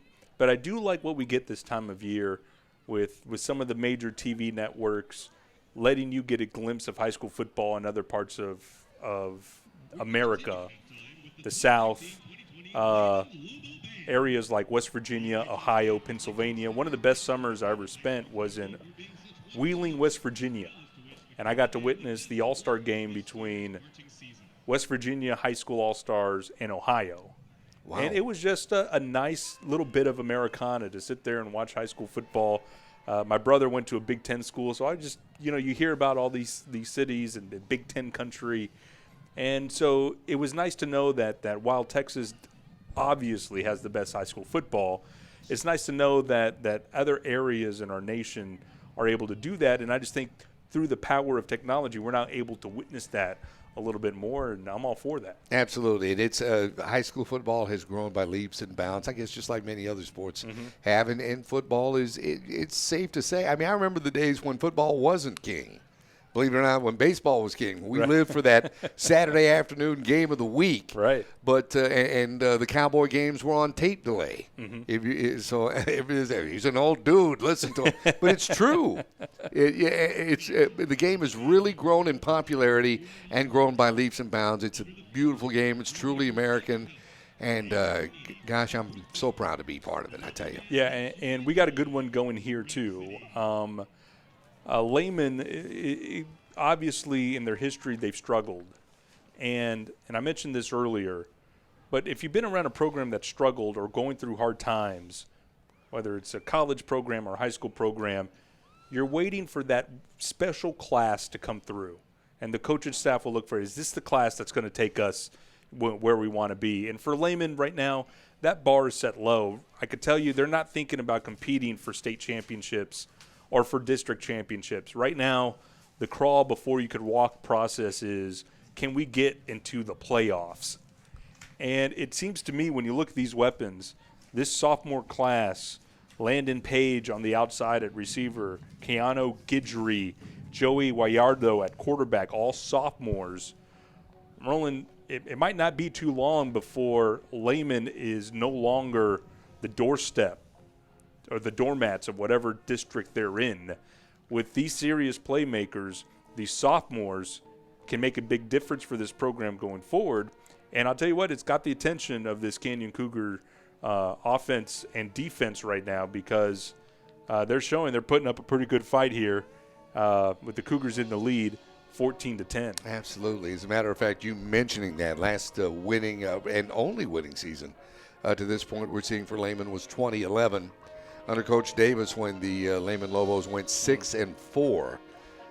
Prior to that, it was a 5-5 season under Coach Davis in 2009. So they certainly do have their work cut out for them, and when they turn that corner, there's going to be a celebration in Kyle like they probably haven't never seen before. Well, it'll be well-deserved. I mean, it's a team that's been wandering for a while, and over here, for the boys in red, they're searching to kind of turn the corner as well. It's been a while since the Cougars have been into the playoffs, and when we talk about changing the culture and the new face of Canyon football that Coach Lepsis wants to establish here, he doesn't care that your district's tough. I mean, there is simply no way to carve out a district in the San Antonio to Austin corridor. If you think that the district that the Cougars are in with Smithson Valley and Judson and Clemens and Steele is tough, take a look at that district just to the north of us with the one that Lehman's in. Lake Travis, Westlake, Bowie, Hayes. Right. I mean, those are creme de la creme programs. So nobody in UIL is going to feel sorry for you. 1. 2, there's no possible way to carve a district without titans of high school football being in there. So you got to suck it up, and you got to compete in this district. And I think that's the mentality that Coach Lepsis is putting forward. 1, this district is going to be tough because we're in it. And we're going to be one of those teams that Smithson Valley can't sleep through, Steele can't sleep through, New Braunfels can't sleep through. You're going to have to come and play every week, week in, week out, and the Cougars are fighting to be that team. So what we have before us are two teams looking to turn the corner, turn the page from how their past has defined these programs, and make the change that they want to see.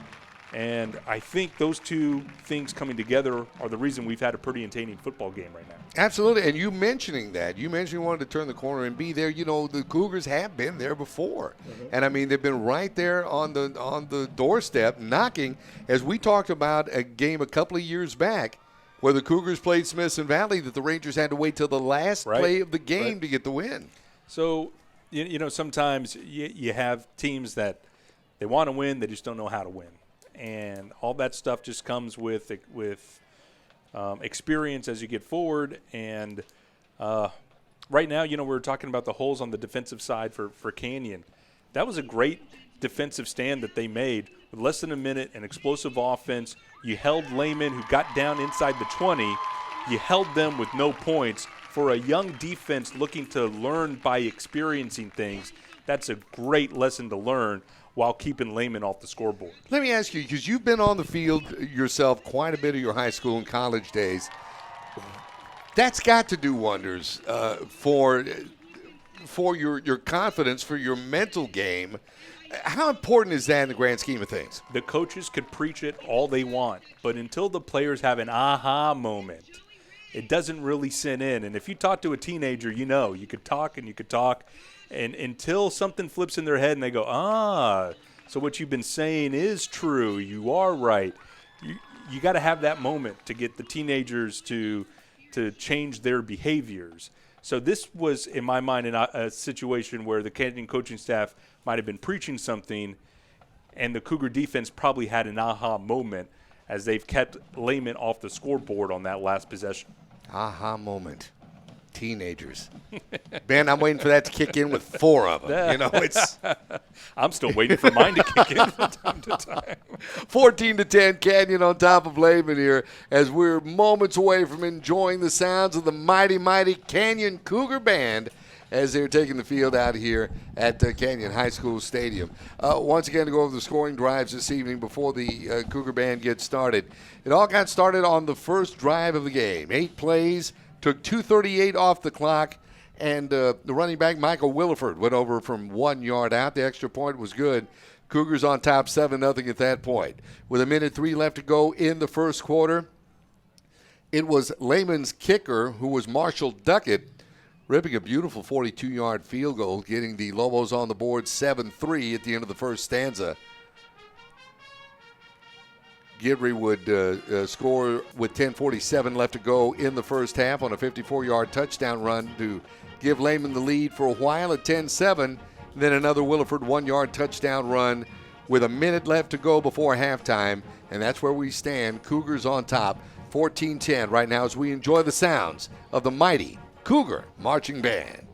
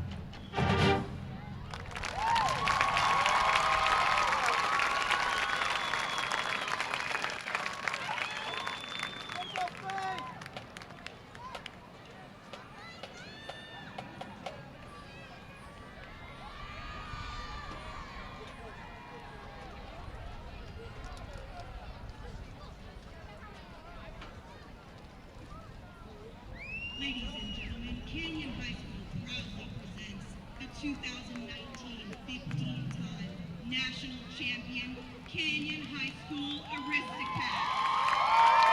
The Aristocats are the production of Taylor Thomas and assisted by Trish Durant.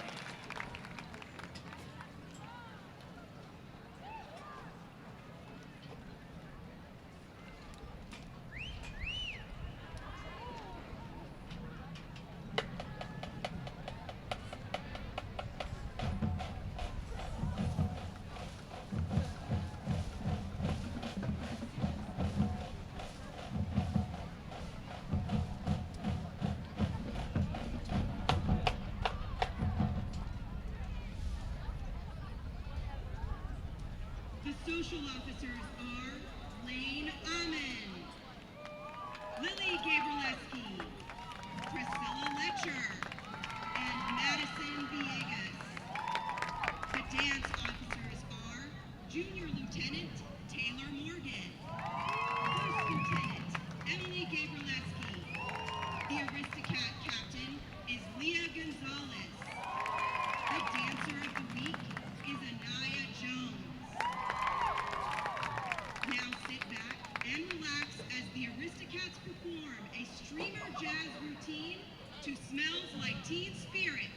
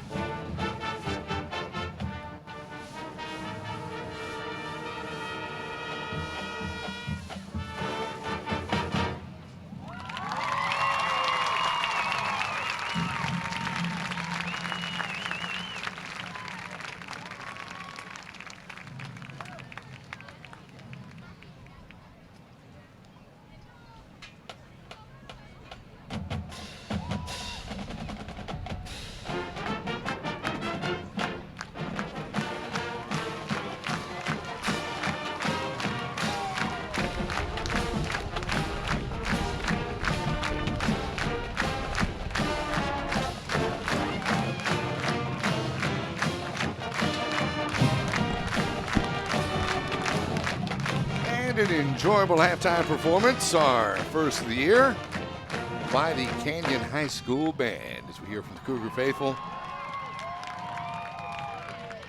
And just adds to the pageantry and spirit of high school football. Gotta love it. It's 14-10. Canyon on top of Lehman. We're going to be back with more of Cougar Halftime in just a moment right here on the Cougar Network.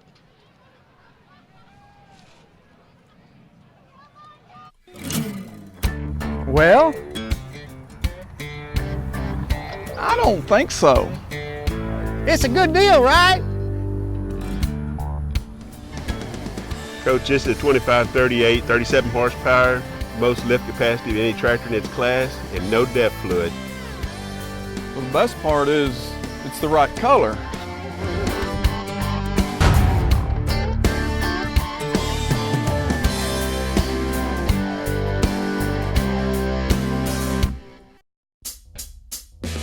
Where Zaxby's is from.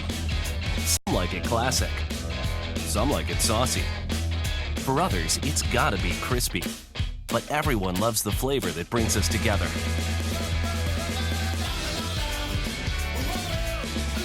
And whether you like it spicy or old school, you'll like it even more. Because Zaxby's 5 fan favorites are now just $5.99 each. Friends, family, flavor. Zaxby's. When news breaks. Breaking news from the White House. Breaking news on multiple stories. And stories develop. Some of its biggest decisions and rulings could be coming down at any moment. President Trump with a surprise announcement trying to make a difference on illegal immigration. Turn to the team you can trust. America's Newsroom. Weekdays only on Fox News Watch Channel. Fox News. GVTC, channel 543.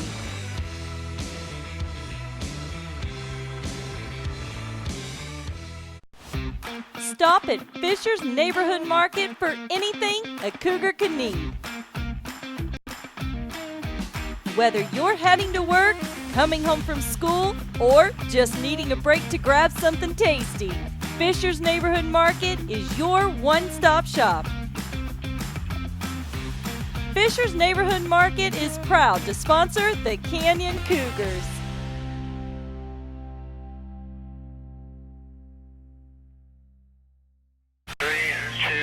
Here we go.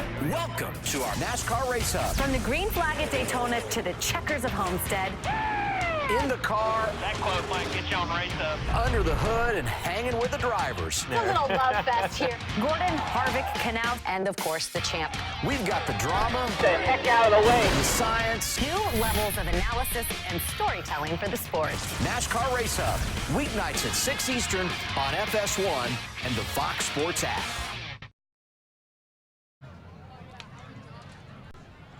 Back with you now here at Canyon Cougar Stadium on the beautiful campus of Canyon High School. Moments before we get the second half kicked off, Ben Campos, yours truly, Roland J. Reese. Our score, Canyon on top of Lehman, 14-10 here at halftime. And Ben, you got some halftime scores to pass along for us. And this is scores from district and Comal ISD in general. Of course, in our halftime discussion, we're talking about Smithson Valley and their long road trip out to the Permian Basin. Right now in the third quarter, the Rangers trail Midland Lee by a score of 28-21. On the other side of the Guadalupe River, the New Braunfels Unicorns are hosting the Alamo Heights Mules, and the Unicorns have a 7-0 lead over the boys from 7A-209. East Central is on top big over Corpus Christi Ray by a score of 34-3. It is Clemens with a 14-0 lead over Madison.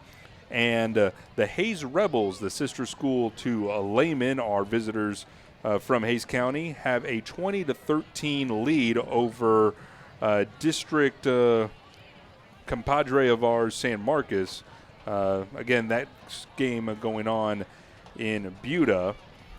In the 4A level, it is Canyon Lake taking on Marble Falls. There is no score at the half between those two ball clubs. And games that are happening tomorrow, the Judson Rockets are taking on Clear Springs, and what might be the game of the week in the greater San Antonio area, Roland, Steele and O'Connor will be tomorrow. So there's a look at teams not only from the district, but Comal ISD as well. It's, very interesting. Week one, things slowly starting to gel here. And, of course, by this time, couple 2-3 weeks down the line, we'll have a clearer direction of how the districts will be shaping up. Well, let's not rush things here. No, that's what I said. It's got to be the lazy river of high school football. Let's just get in and let the river take us where it's going to be and enjoy it. And I'm just so psyched that, one, we got a good game here. We are at the half. Great to see the bands come out here and perform, the dance teams, the drill teams, and we got a good one here at 14-10. You know, I went through all those scores, forgot to give you the one here before us. Canyon with the 14-10 lead. Yeah, both teams scoring in both quarters. So we've got second half of football on the way. As a matter of fact, as we take a look out on the field right now, we do see the Canyon Cougars back out of the locker room. They're about to run through their inflatable momentarily. And now to our right from our vantage point, the Lehman Lobos out on the field, about to do the same on the other side of the field. So we've seen a very good passing game, starting to gel a little bit for Lehman. You're in the locker room. What are you telling that offensive unit? Well, if I'm the coaching staff, you got to remember that it's a team that wants to win but doesn't know how to win. And right now, you've done a lot of good things, but you're down on the scoreboard. And the number one thing is you got to keep these kids, if you're the Lehman coach, you got to keep them believing, because you've worked hard in the summer to build up this trust within your players and the coaching staff. It'll be a tough thing to lose if you lose it week one. So you got to keep these kids up and tell them you're just a couple of plays away. How many times? I mean, already you look at it, it's 14-10 right now. But I'm just going through my scoring chart, and right now I have a 61-yard touchdown to Guidry that was taken off because of a penalty. And there's been a couple drives here for Lehman that have stalled because of penalties. So if I'm the coaching staff, I'm telling them, we're close, guys. We're real close. It's just now a matter of details. We got the macro settled. Now it's talking about the micro things. Stuff like being lined up, personal fouls, things of that nature. And if you believe in that, you realize we're a lot closer than our past records have led us to believe. And if you're the Canyon Cougars, kind of the same hymn, but a different stanza perhaps. You've got your defense to believe after that stop that they could build this confidence in stopping this Lehman team.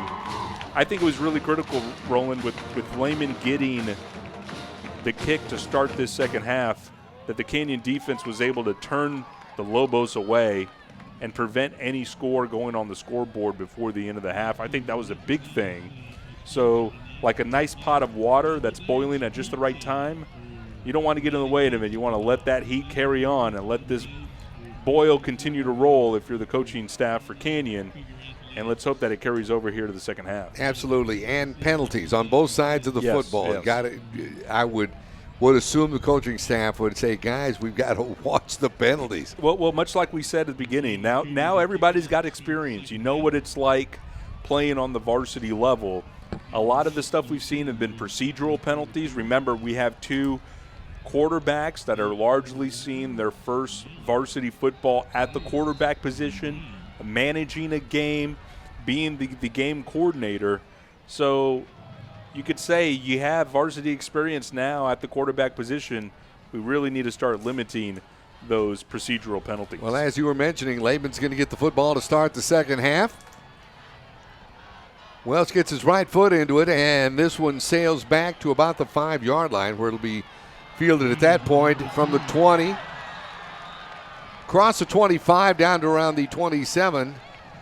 A nice high hurdle that time by Jaden Brown, who returned that.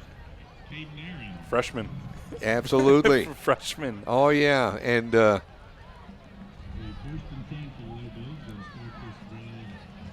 Lobos are going to have the football. First and 10. Line of scrimmage will be, call it the 27-yard line. So Hardo back in, going all the way at quarterback this evening, the young sophomore. He's done a good job engineering a couple of drives offensively for the Lobos. Here's a low snap. Here's a handoff around the near side. There's a penalty markers. We were mentioning cutting down on those penalties. Yep. We're back at it, and another one flies.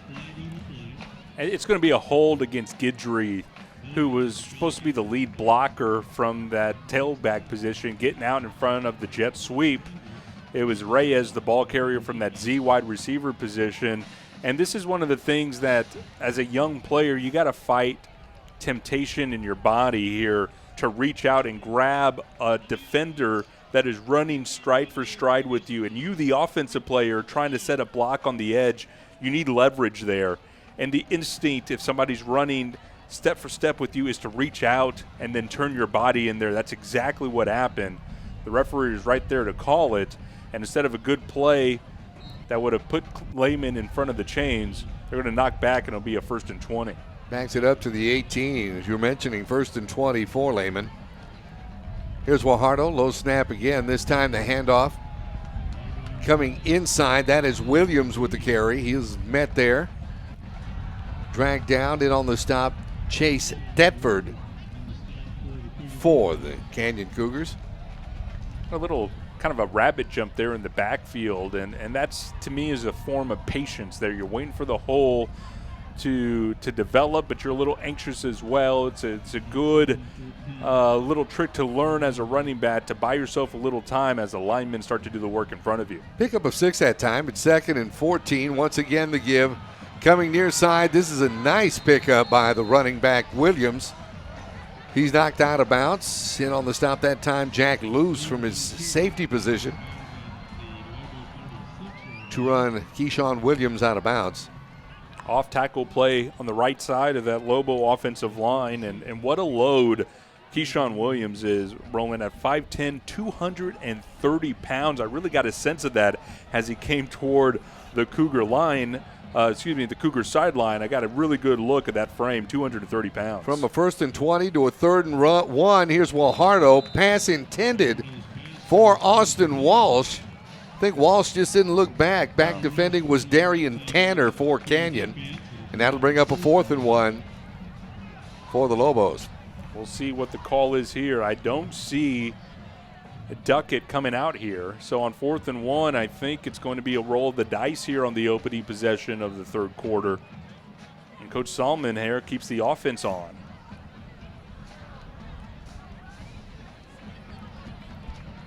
Well, 4th and 1. Lobos going to roll the dice here.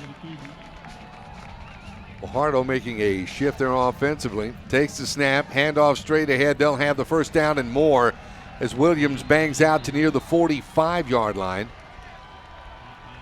before he will be met there and stopped. And on the stop that time for Canyon, that was number 22. We'll get that young man's number, Savion Jarrett, who's in. It's 1st down, 1st and 10, 44-yard line of Lehman is the line of scrimmage. Here's the give. Guidry, this time he's racked up, nowhere to go. Over to make the stop, getting up off the bottom of that pile. That's Chase Thetford. What a game that young man has played. Amongst others, and I think it's going to be a team effort to get Guidry down. What I like there on that defensive line for Canyon, getting to the outside, not allowing Guidry to pop it there. Keeping him in contained, funnel him towards the middle of the field, allowing your teammates to rally to the ball. It's a good team defensive pursuit there for Canyon. Brown flanked out to the near side. Here's 2nd down. Once again, that's Williams on the carry. Is over to make the stop. There's a couple of Canyon defenders, Jackson Duncan among them. And a big 3rd down here. Lehman taking their time. They want some time to go off this clock, settling into a nice rhythm offensively. But Canyon has an opportunity here to force a 3rd and long. Or excuse me, they forced a 3rd and long. Chance to get off the field if they make a big play here. Jaden Brown to the near side, single receiver far side. This is a 3rd and 5 from the Lehman 49-yard line. Guajardo barking out signals.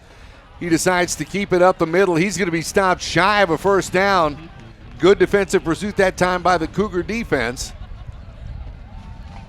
Once again, coming over to make the stop, that was Robert Crandall from his safety position. Lowering the shoulder, and it's a good stop because it seemed to me like Guajardo was going to fall forward and maybe stretch out to get that extra yard or so. Stops him short there. It's going to be 4th and 2 for Lehman. And here we go again with another 4th down attempt. Guajardo barking out signals. The give once again, Williams. Williams this time will pick up another 1st down as he gets out just across the 45. He'll be stopped just shy of the 44-yard line. I really do think that Canyon caught a break here, Roland. As you know, you've seen a lot of good running backs. All the good ones always have that vision to cut back. And I think Williams saw his cutback lane. As he made the cut, his feet slipped out from under him. Otherwise, there's a lot of running room on the counter move. Here's Guajardo this time, a quick out. Once again, that's the receiver this time. Actually, Brown, the freshman, who hauls that in. Nice little gain out to around the 43-yard line, and looked like we had an injured Cougar on the field, but nothing doing there as he got up. I think it was Crandall who was late getting up. No, coming into the near side is number 4. It's Darian Tanner, who's holding his shoulder, so he'll get a look at real quick as he comes off. So substitution made defensively for Canyon. But you mentioned Brown, Jaden Brown, the freshman, working both sides of the ball. We've called his name as a defensive back. Their time getting some good time at the wide receiver position. This time he and Reyes come flanked out to the near side on this 2nd and 8. Guajardo buying time, looking, being chased, unload. Just out of the reach of his intended receiver. That being Keon Bailey, the senior. Back defensively was Facundo for Canyon. And how about the pursuit by Caden Holt, the junior nose guard? You know, I can't believe we went all through our halftime without talking about the impact that he's made in this ball game. Here, flushing the pocket, breaking things down, giving pursuit on a very nimble Gallardo quarterback, and still was able to put a hit on him as he let go of the football. Two receivers far side, single receiver near side. It's a 3rd and 8 for Guajardo. As he takes the snap this time, floats one out. This was intended for Bailey. Back defensively for Canyon that time. That was Wesley Crandall. And no penalty marker on the field. That'll bring up a 4th down. Well, I think Canyon dodged a bullet there, and Crandall's going to get a little talking to as he comes down to the sideline. Had his backhand around the waist so the receiver, but I think it was one of these things, Roland, where his hand was, it was visible to us, but not the referees. And he gets away with what could have been a pass interference there. Sometimes you can dodge a bullet out here on a Friday night. Turn man Williford to field this one. This one actually takes a Lehman bounce. Be downed just shy of the 6-yard line. That's where Michael Bassett and the Cougar offense will go to work 1st and 10. Well, give credit to that Cougar defense, Roland. The Lobos were able to convert 2 4th downs, a long sustained drive that took 12 plays, and the end result, Canyon able to get off the field when it counted, force a punt, and now it'll be up to their offense here to try to complement it. They have a long field ahead of them as they start this drive at their own 6. 1st down and 10. The 6-yard line is the line of scrimmage for Canyon. Bassett looks over his formation. Now the referee says, let's put this thing in play.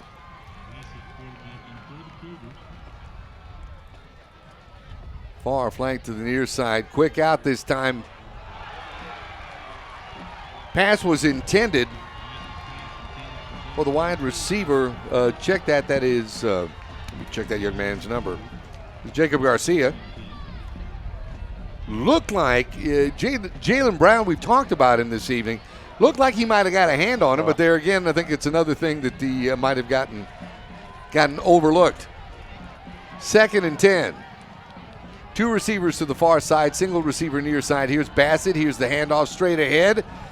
Nice hole that time across the 10, across the 15, across the 20.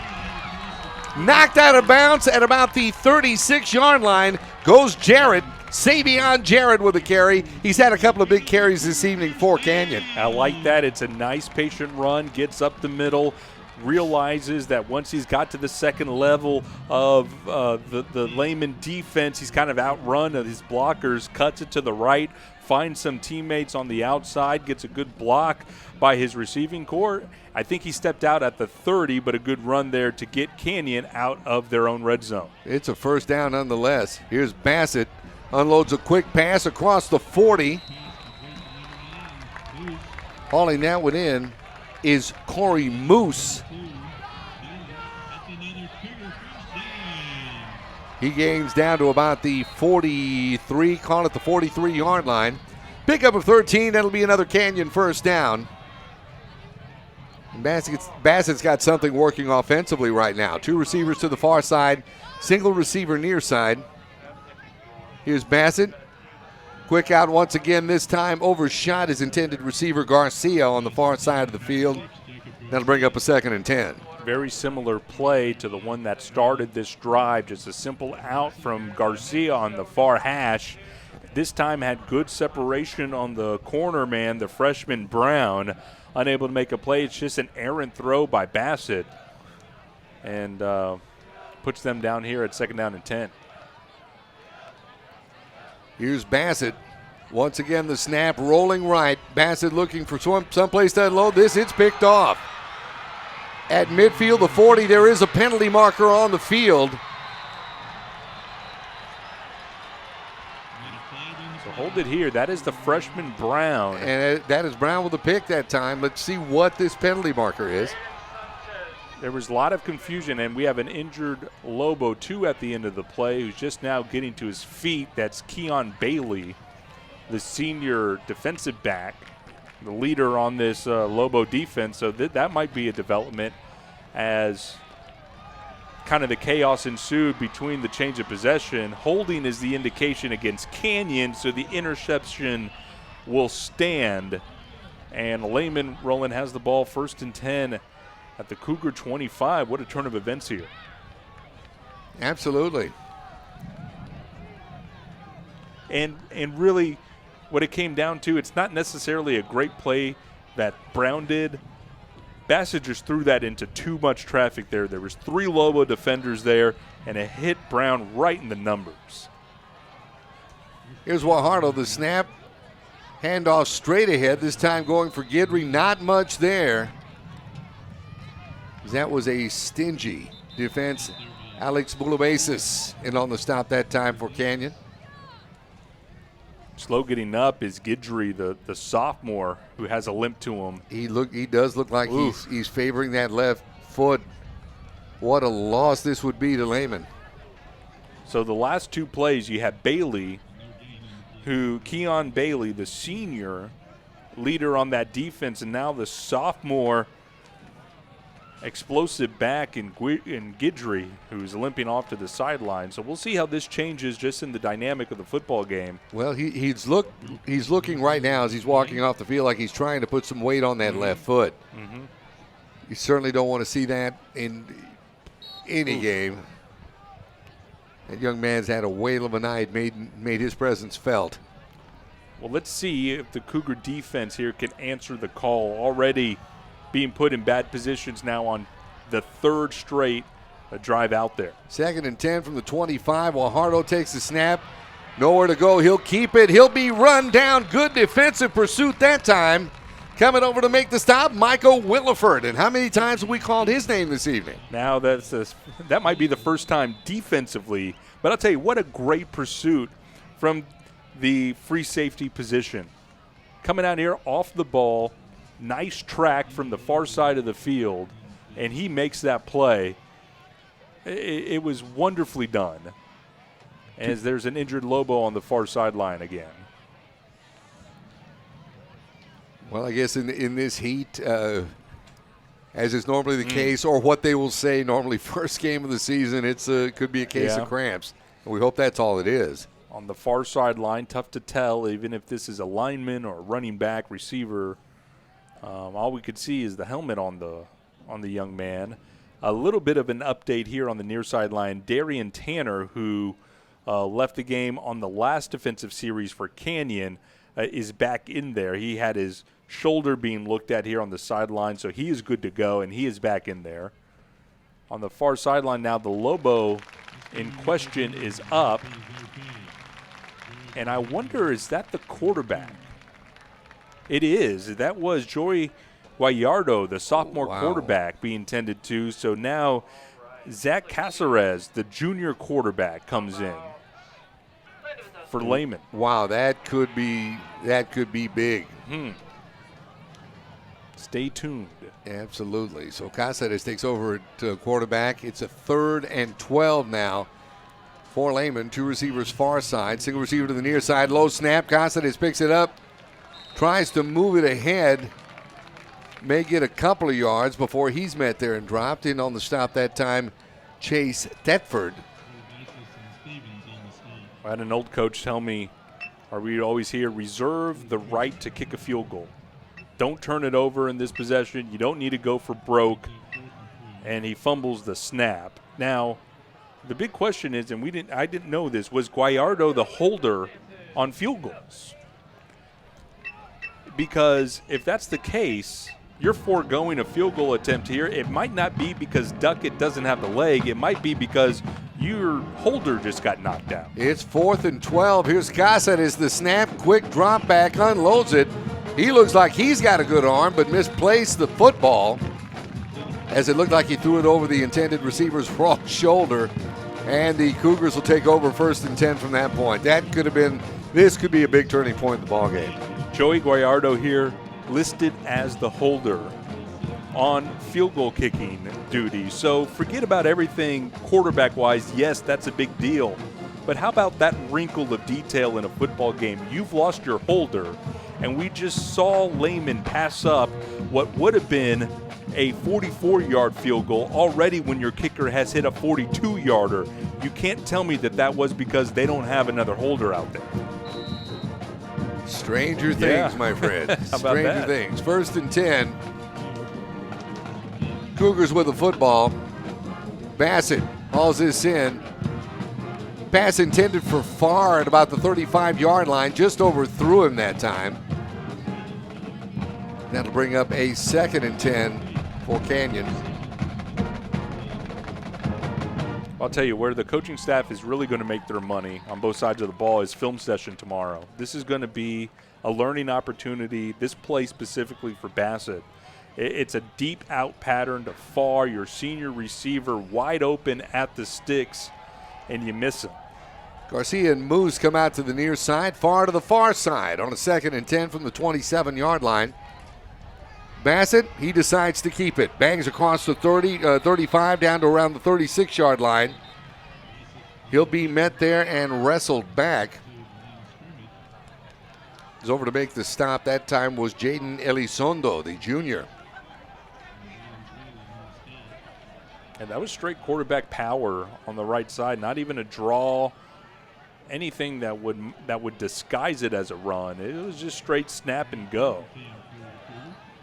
Unable to get even past the line of scrimmage there. 3 receivers near side. It's a 3rd and 10 from the 27-yard line. As Bassett hauls in the low snap, tries to keep it himself, has some room across the 30, down to around the 32-yard line before he's met there and dropped Rolando Valenzuela with a stop for Lehman. And that brings up a 4th down for Canyon. So unable really to move the football were the Cougars here, and only burning off about 2 minutes of game time. So we'll see Welsh back out there, the punter for Canyon. But that's kind of fool's gold there. You got a nice pocket moving. You see space in the middle of the field. But oh, how quickly that space disappears as you get towards that linebacking core. And here's the punt. And that's Brown going for it. He picks it up at the 30-yard line, tries to reverse his field at the 35, then cuts back the other way across the 40 midfield and down inside Canyon territory at the 40-yard line. Penalty marker down. I think this is going to be for a late hit. It might be, and I know Welsh was in there, the punter, and sometimes, you know, I've been in that situation as a special teams guy, being the safety on those coverage. Sometimes you don't need to make a tackle. You just got to clog up. You got to just kind of cause some chaos back there. And Welsh did a good job of making sure that Brown couldn't turn back into the center of the field and preventing that. We'll just need to get a read on this flag here. Either way you slice it, it's going to be Lehman ball, and they're going to have good field position. So instead of being stopped back at his own 30-yard line, he picks up about 30 yards Incredible. off of that. Incredible. And that right there is why a freshman is starting on the varsity. They have the ball marked at the 40, but they haven't given us an indication as to the penalty. Here it is. It was a personal foul on Canyon. Oof. And that's exactly what I was afraid of, because the penalty occurred at the end of the play. So Lehman is going to have the football at the Canyon 25. 1st and 10, 2:52 left to go here in the third quarter, and Cáceres remains in at quarterback. We don't know the extent of the injury to quarterback Joey Guajardo. We'll try to see if anything is happening on the far side of the field. Just not sure right now. Cáceres remains in, the junior quarterback. Snap, handoff. Far side, Williams across the 25 down to around the 20. I call it the 23 for a pickup of 2 before he's met on the far side of the field. Holt that time with the stop for Canyon. We talked about the sophomore playmakers, Guayardo, the quarterback, and Guidry, the tailback, both of them injured right now. It's something that doesn't go said too much. These sophomores playing on the varsity level and the beating that you get on every single play. And they're only weighing 180 pounds. Sometimes the difference is 50, 60 pounds. Every single play beating on you could wear you down during the process of a game. Here's Cáceres to lay handoff this time, going nowhere. It's a running back, Guidry. Good to see him back in the game. He's over to make the stop. That was Jack Loose. It'll be third and call it about 8. So Guidry back in. It was a lower leg problem, kind of. You saw him limping off. So good to see him back in. It'll be him and Williams, the 2 running backs in. So options for Cáceres, the quarterback. And a little bit of confusion here. Lehman will take the timeout. Lehman does take a timeout. There's a minute 32 left to go here in the third quarter. No scoring in the third quarter, in the second half thus far. A few things to highlight here, score-wise, from around the area. 10-14 left to go in the ball game. It's New Braunfels on top of Alamo Heights, 17-14. With 11:09 just underway, basically, third quarter. The Hayes Rebels on top of San Marcos, 20-13. Clemens big at the start of the fourth quarter over Madison, 28-0. The Lee Rebels all over Smithson Valley with 38 seconds left to go in the third quarter, 42-21. And it's the East Central Hornets, big over the Ray Texans of Corpus Christi, 34-0. 3rd and 8 now for Lehman. Line of scrimmage is the Canyon 23-yard line. 2 receivers far side, single receiver near side. Cáceres unloads this. He just kind of threw up a prayer because he was feeling pressure.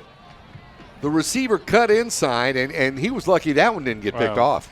Because of the confusion, he had 2 defenders run into each other at the goal line and fall down, so they were unable to make a play on it. But from what I've seen, Cáceres throwing the ball, he's just picking a spot to throw to. You don't really see him reading the defense, trying to do subtleties like look off as safety or anything like that. He's getting back there. He's feeling the pressure. He's just throwing it up to a certain space on the field and hoping somebody could run under it and make a play. Very dangerous that didn't get picked off. And the Cougars defensively are going to take a timeout here before this fourth down. There is a minute 26 left to go here in the third quarter. Canyon holding on to a 14-10 lead over Lehman, and neither team here in the second half's been able to get anything generated offensively. Got a punt and a turnover on downs, the 2 drives for Lehman, an interception and a punt for Canyon. And it just seems, as much as we thank them for it, Roland, but it seems like the majority of this game is played in this 20 yards right in front of us, and we're over here kind of on the rightmost side of the press box here. Haven't really seen a lot of marching down the field by either side of these 2 teams.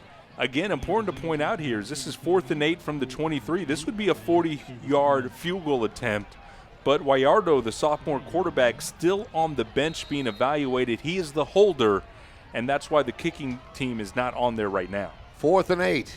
Here's Cáceres, takes the snap, feeling pressure once again. This time unloads and has a man inside the 10 at about the 8-yard line. Coming away with that. See if we can get the number of the receiver. That was Elijah Reyes. Huge catch that time. There's another situation where it looked like Cáceres just unloaded and ducked his head. Well, you got to give credit to the Lehman coaching staff. They're creating opportunities for him. It's single coverage, single man-to-man on the far sideline. Nobody else there. It's a deep out, and they're telling him, just put it at the 5-yard line. Your receiver will go up and get it. First and goal, Lehman from the Canyon 6. Another low snap. This time handoff straight ahead. Fumble, ball's on the ground. I don't know if they said that the ground would cause that. That's going to be an interesting call. Apparently they're saying it's down. And that was Williams taking the ball to about the 1-yard line. It'll be 2nd and goal from the Canyon 1. That was an interesting call. But the ground can't cause a fumble. Snap straight ahead. No indication yet from the official, but they're celebrating. Yeah, they just signaled a touchdown on the far sideline, which was strange. It looked like Williams just walked in, but by the time I looked at it, he didn't have the football, and the ball was bouncing around by the O in Cougars in the end zone, and they're going to give it to him. So it's a touchdown for the Lehman Lobos, and Cáceres is going to come out to be the holder, the backup quarterback for Duckett, the kicker. So we'll see. This is a very critical extra point here. Snap is down, the kick is up, and it is good with 46 seconds left. The Lehman Lobos have retaken the lead 17-14 over the Canyon Cougars. I want to leave it right here for a minute, man, because I got a question. You're bringing up a very interesting point about Guajardo is hurt. There's been a couple of things field-wise where their kicker might have nailed. There was a possible 44-yard field goal, a possible 40-yard field goal. Are the backup quarterbacks usually not trained to hold in situations like that? Well, at that point, I think you're looking for hands. It's not necessarily the quarterback. Now, you look at Guajardo, everything tells me that young man is just a good athlete. So he's probably just has a good set of hands. I know when I was at the University of Texas, our holder was a wide receiver, and they got great hands. And so that's something that you think, well, the backup quarterback is usually, you see that in the pros, or the punter or something along those lines. But I could guarantee you the coaching staff across the way, when they saw that their quarterback went out, that put some panic into you. But when you said, well, who's going to hold now? All of a sudden there's a conversation going around, well, who's been taking those snaps? And as a kicker, it's like your battery mate just went down. Now I got somebody else who has a different cadence, a different feel for the ball, where you like it on the stands. It's a big ripple effect through the kicking system. So they use that extra point as kind of a way to break Cáceres in the hold game. Kickoff. This is handled by one of the up men across the 35 down to around the 37-yard line. That's where Canyon will take over offensively, 1st and 10, as we take a look at who handled that punt, or that kickoff rather. And it looks like a double O, or is that an 80? It's got to be, well, it's either 80 Luke Grebon or 88 Kyle Smith. It's the new jerseys, and they kind of scrunch up, and the 8s look like zeros.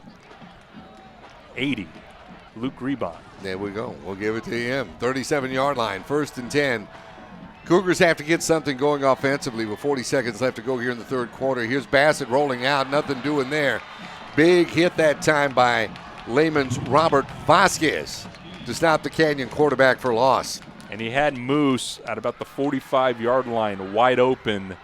And this is just a young quarterback, kind of baptism by fire here. He's had a lot of success running the football. And Roland, it's like somebody who has a good singing voice. Whenever you get to sing, you're going to sing. And a running quarterback who likes to run, any opportunity he has, he's going to take it. 2nd and 14 from the 33-yard line. Here's Bassett. This time unloads. Has far, but just overthrew him at the 40-yard line.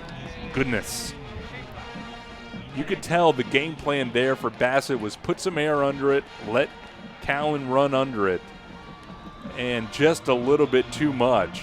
Callan unable, maybe by about a yard.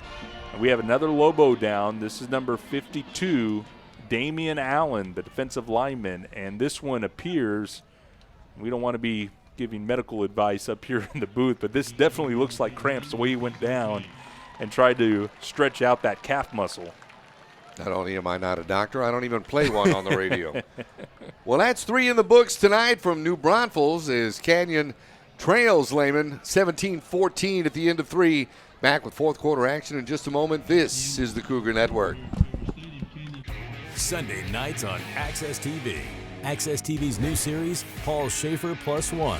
It's the Howard Stern Show, but no strippers. Paul sits down with music's finest, followed by an all-new series, Brian Johnson's A Life on the Road. Brian sits down with music greats. Just too good. Fabulous. Sunday Night Rocks. It all starts 8/7 Central on Access TV.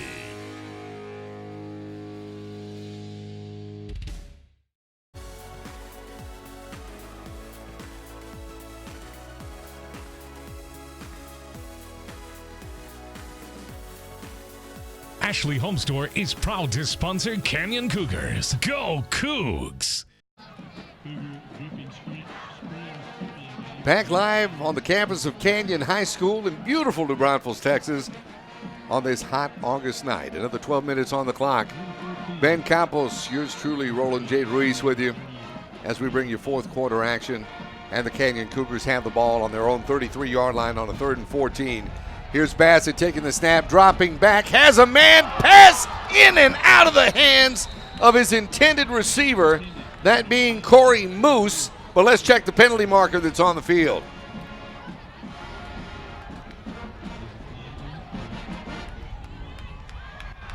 I mean, that time it looked like the pass play was just timed perfectly as Moose was able to get his hands around on the football.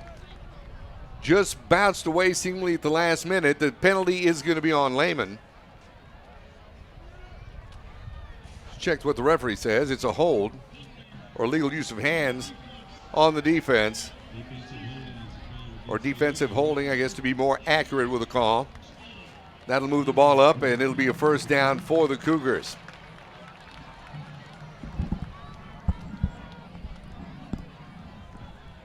Just underway here in the fourth quarter. Lehman on top of Canyon 17-14.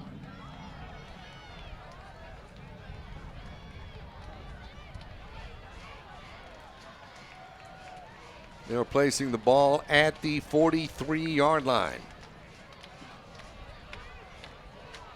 Two receivers, that's Moose and Garcia, out to the near side. Single receiver far to the far side. Correction, three receivers near side this time on a 1st and 10.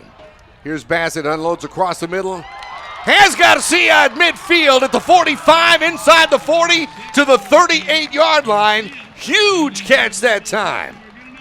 And I tell you, he's had a great game in the trenches. Will McCune, the right guard. They have a blitz on that right side of the Cougar line, and Will does a good job of standing up to Lobo would-be pass rushers, giving Bassett enough time to make the critical pass to Garcia. From the Lehman 39, it's 1st and 10 Canyon. Once again, trips near side. Single receiver far side. Bassett on the keeper across the 30. Bassett banging his way inside the 25, down to around the 23-yard line. Before he's met there on the stop for Lehman, that was Robert Vasquez. Canyon getting it done in the trenches. This time it's Nichols, the right tackle, with the pivotal block, clearing the way.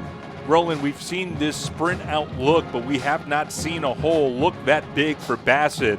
Great job in the trenches on the past couple of plays by this Cougar O-line. Trips to the far side, single receiver near side on a 1st and 10 from the 24. Bassett calls his own number again. Once again tries to go up the middle. Not a whole lot to do there as Braxton Leonard, among others, making the stop on the big Canyon quarterback for a gain of maybe about 1. And also getting in there is J.D. Brown, the senior inside linebacker. Was the leading tackler to return for this Lobo defense. So he's getting in the mix. 57 tackles a year ago. Sets up this 2nd down and long. Rebound Garcia and Moose to the far side, far to the near side. It's 2nd and 10. Here's Bassett rolling, trying to find something. Nothing is open. So he'll try to bang ahead. They may give him the 23, but once again, that Lobo defense stops it up in a hurry. Is over to make the stop. That was Kobe Felch, the senior. 3rd down and long. And if you're Canyon here, you're down by 3. Welsh is a competent kicker back there. So we go back to this line of thought. Reserve the right to kick this field goal on 3rd and long. I would expect something conservative, a running play perhaps, just to get a couple of yards. Here's the snap. Here's Bassett feeling pressure. Unloads across the middle once again. Garcia, huge catch inside the 20 to about the 18-yard line. That was a big catch right when you needed it. Just an inside route from the slot man. Ball was delivered with some mustard on it and high. Credit Jacob Garcia, Roland. He's only 160 pounds, and he climbs the ladder to break that catch amongst some hard-hitting linebackers and safeties. That gain is critical as this kick here from Welsh now will be placed for a 34-yard field goal attempt. And this one coincidentally out of the hold of Michael Williford. Here's the snap. Williford with a hold. It's down, kick is up, and the kick is no good. Just drifted to the right and short a little bit. Good snap, good hold. Just left it out there a little bit too much. And Roland, it seems like we've been saying this all night, especially in the second half. The Cougar defense sent back out there on a very important defensive series here. With 8:45 left, a stop is critical as Lehman, even with the backup quarterback, has shown the ability to move the football by air and by ground with Cáceres back there. Cáceres remains in at quarterback. Two receivers to the far side, single receiver to the near side. Here's a handoff. It's Guidry, big tackle that time. He's coming over to make the stop for Canyon. Crandall. That was Crandall. Robert Crandall. Again, I don't know. It's 23, but with these boxy numbers, was it 20, 28? Well, if it's got a 3 in the second numeral, you know it's got to be one of those Crandall boys. Yes, that was right. Fine job there. From the free safety position, shooting. And I tell you, Guidry's back in there, an explosive runner, as we've been mentioned, shifty. You need a sure tackle to bring him down, and there's a good example of one. Pair of receivers to the far side, single receiver near side. Once again, the handoff. This time, Guidry shakes off tackles, gets across the 25, down to around the 27-yard line before he's met there and dropped. In on the stop, Joey Drasada, his defensive end position. It's a good pickup. It's a pickup of about 7. It'll be 3rd and 3 for Lehman. Cougar defense now being put in a position where they're no longer behind the chains here. Lehman on schedule as far as they're concerned here with the 3rd down and very manageable for their backup quarterback. Is Cáceres once again low snap. Hands off straight ahead. This time Guidry won't get the first down. He'll be stopped just shy. Coming over to make the stop, Bulabasis. Alex Bulabasis. That's going to roll off my tongue before the season's over. Big stop from his linebacker position. I'll tell you, and it was a zone read, and I'll tell you, every defender for Canyon not giving Cáceres the respect as a runner back there, honing in on Guidry, and they did a good job there of stuffing it out, not allowing him to get a full head of steam and forcing this punt. What is a punt as Williford waits back at his own 35-yard line. Here's the kick. This will take a bounce, but Williford will field it at the 30. Williford reverses field. Gets back to about the 33-yard line. That's where the Cougar offense will go to work 1st and 10. And the Cougars only losing about 90 seconds, maybe 2 minutes after that missed field goal. The defense doing a good job of getting a 3 and out and getting it quickly. Not a lot of time has leaked off that. Still plenty with 6 minutes and 25 seconds for Canyon to put a long, sustained drive together and hopefully get that go-ahead touchdown. Bassett has found something working for him with Garcia over the middle of the field. Let's see if that trend will continue this drive. It's 1st and 10. Line of scrimmage is the 34-yard line, that being the Canyon 34. 2 receivers near side, single receiver far side. Here's Bassett showing blitz, but Bassett hands off, coming near side. Nice hold. There's a penalty marker on the field. Savion Jarrett takes that out near midfield. We'll see what this penalty marker is. Hesitant to say maybe holding. I didn't want to say it out loud either. And there it is. It looked to be a good block there by Corey Moose here on the near side. But I think the referees see it a little bit differently. And negate that first down and knock Canyon back, it will be a hold. You know, one thing I'm noticing there, Ben, is when Jarrett has carried the football, he's got that. He'll take the ball, and then he's got a quick step to get around, and he's got a lot of quicks in him. I'm telling you, this between Bassett, Jarrett, and Williford, nice trio of running backs that Canyon could use throughout the year. They're going to need it as they get into district. But if you could start winning through the trenches with one or some combination of all three of those running backs and quarterbacks, you're going to get something going. Here's Bassett looking far side. Once again, has a man across the 30 down around the 32-yard line. That is Garcia. It's been his go-to man thus far here in the second half. You know, for as much as we talked about Callan Farr, and rightly so, Lehman has done a pretty good job in this second half of taking him out of the game plan. And so Bassett has been looking further down this depth chart, and it's been Jacob Garcia making almost 100% of the catches here for Canyon in the second half. Second down. Here's Bassett. Quick out. This just almost intercepted as he was looking for Garcia again. That was right out of the grasp of the freshman that we've talked about, Jaden Brown. Jaden Brown already with an interception on this night. Almost had two. And, you know, something to keep a look at here is I'm looking at Garcia here on the near side. He's trying to stretch out his calf muscle a little bit, so he might be feeling the effects of this warm, humid August night.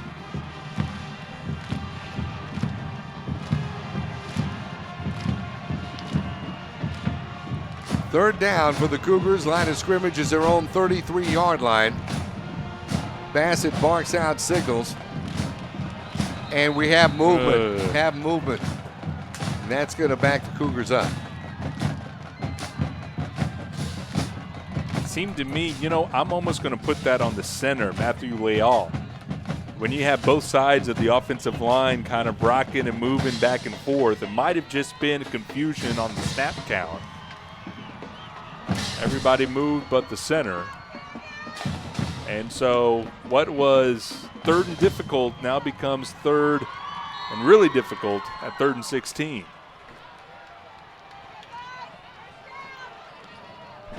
From the 28 it is 3rd and 16. Here's Bassett. Has to get rid of it quickly as he was feeling pressure. He was looking for Farr. But once again, as he had to release it quickly, he overthrew his target, and that's going to bring up a 4th down for the Cougars. Yeah, it's a well-timed blitz there as they know that they need a lot of yardage to pick up the first down, so you need more time for your receivers to get downfield. And they brought an all-out blitz, overwhelming the left side of that Cougar offensive line, hitting Bassett before he wanted to throw the football. Callan Farr hadn't even come out of his route when that ball was delivered. Brown stands back to field this off the foot of Welch. It takes a bounce, and they'll kill it at about the Lehman 40-yard line. And that's where Cáceres and the Lobo offense will go to work 1st and 10. Well, just up the road, 4:31 left to go in the ball game. It's the Unicorns on top of Alamo Heights, 31-14. Start of the 4th quarter, Hayes on top of San Marcos, 27-13. 6 minutes left in the ball game. It's the Midland Lee Rebels all over Smithson Valley, 45-21. And the East Central Hornets lead Ray 34-3. And that score we have there is halftime. That's got to be late 3rd quarter by now. 1st and 10. Here's Cáceres. Here's the give. This is Williams trying to break it outside. Couple of yards there. Garrett Deal in on the stop that time for Canyon after maybe give him a couple. It'll be 2nd and 8.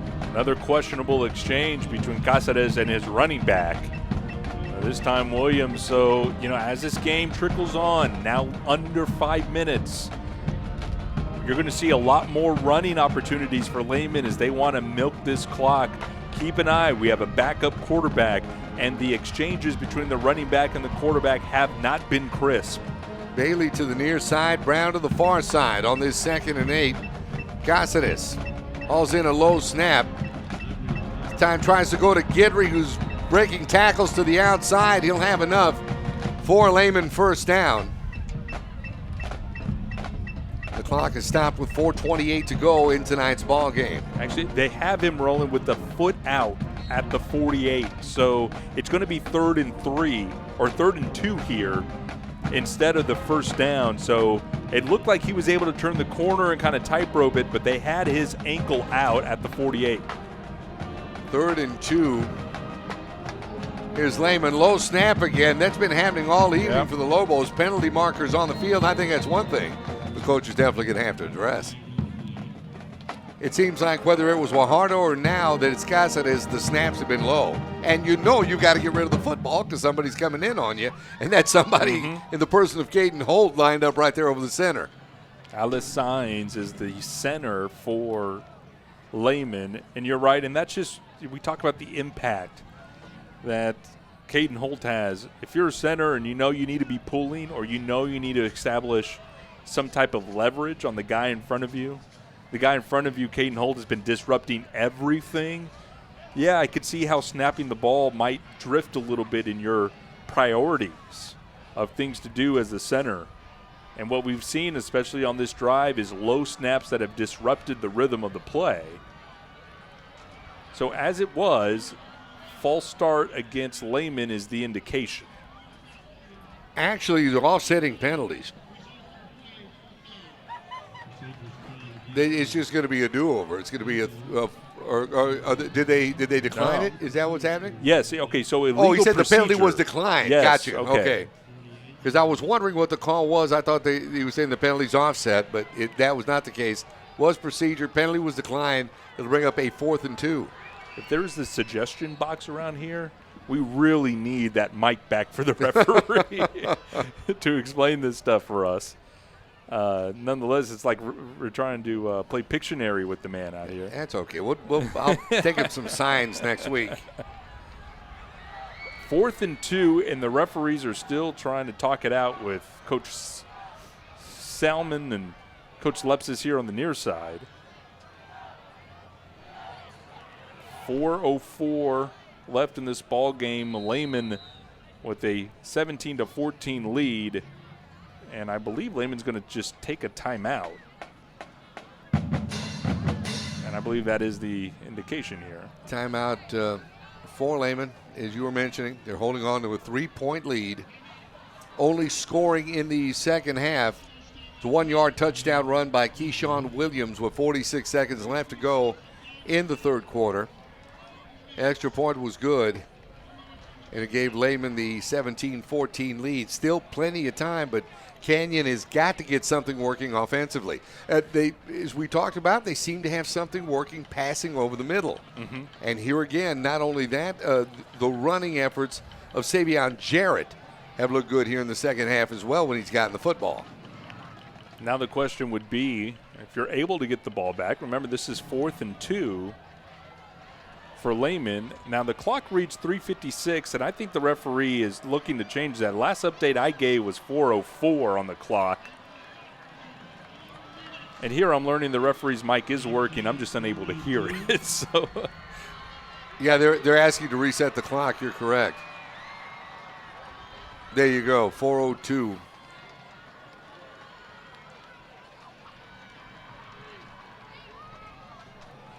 He's saying 4:04. I think he's asking for it to read 4:04.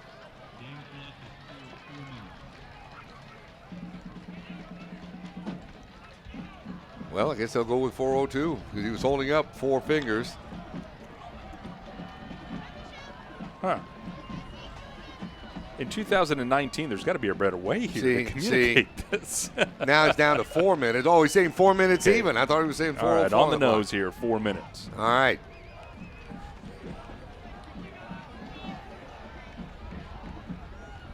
And reset of the play clock here to 25. Okay. Are we safe in saying this is a 4th and 2? Okay, that's what we're wondering.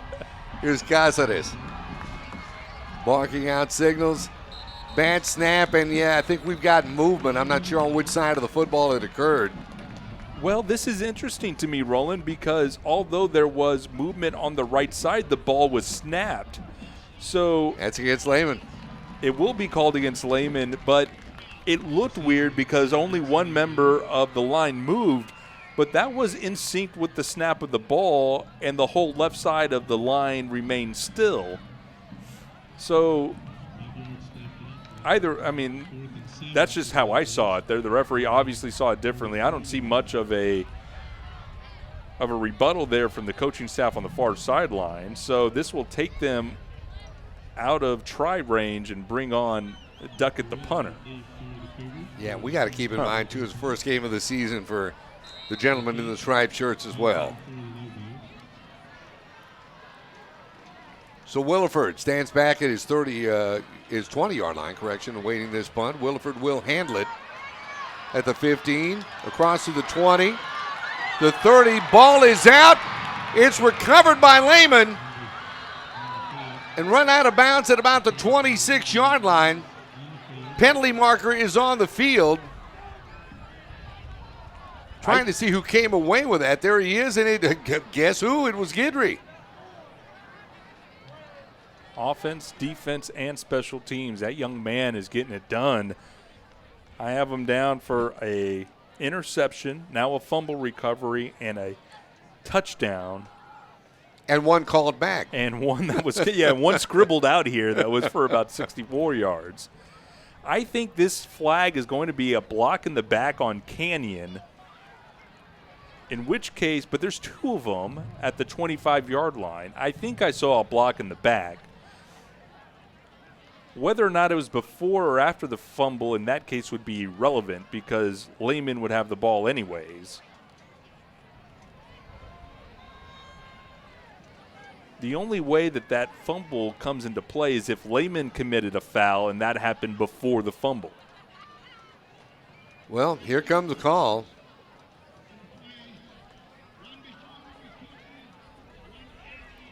One before, one after. Yeah. It was an illegal block in the back on Canyon. That's declined. And a personal foul for a face mask. So it'll be first down, Lehman. Now, he signaled towards Lehman. Right, for the face mask. For the face mask. Okay, so my guess is you caused the fumble, but somebody doesn't know the fumble's going, so they're still going for the tackle, and you get the face mask after the ball had been fumbled. So knock Lehman back to the 40-yard line is what happens instead of the 25. As that would be a spot foul and not where the ball had ended.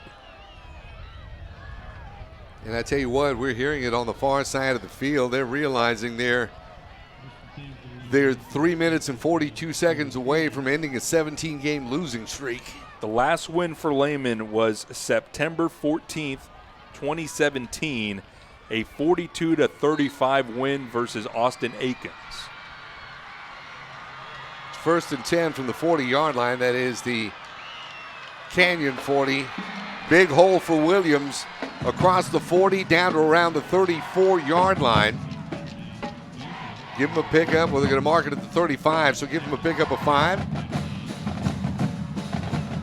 3.5 left here before this ball game. So I don't know why I keep coming to this team, and I'm obviously was being hyperbolic at the time, though I didn't feel it. I really need a stand here for Canyon's defense here. The game comes down to this. Will Canyon's defense be able to get off the field and give their offense enough time to go down the field?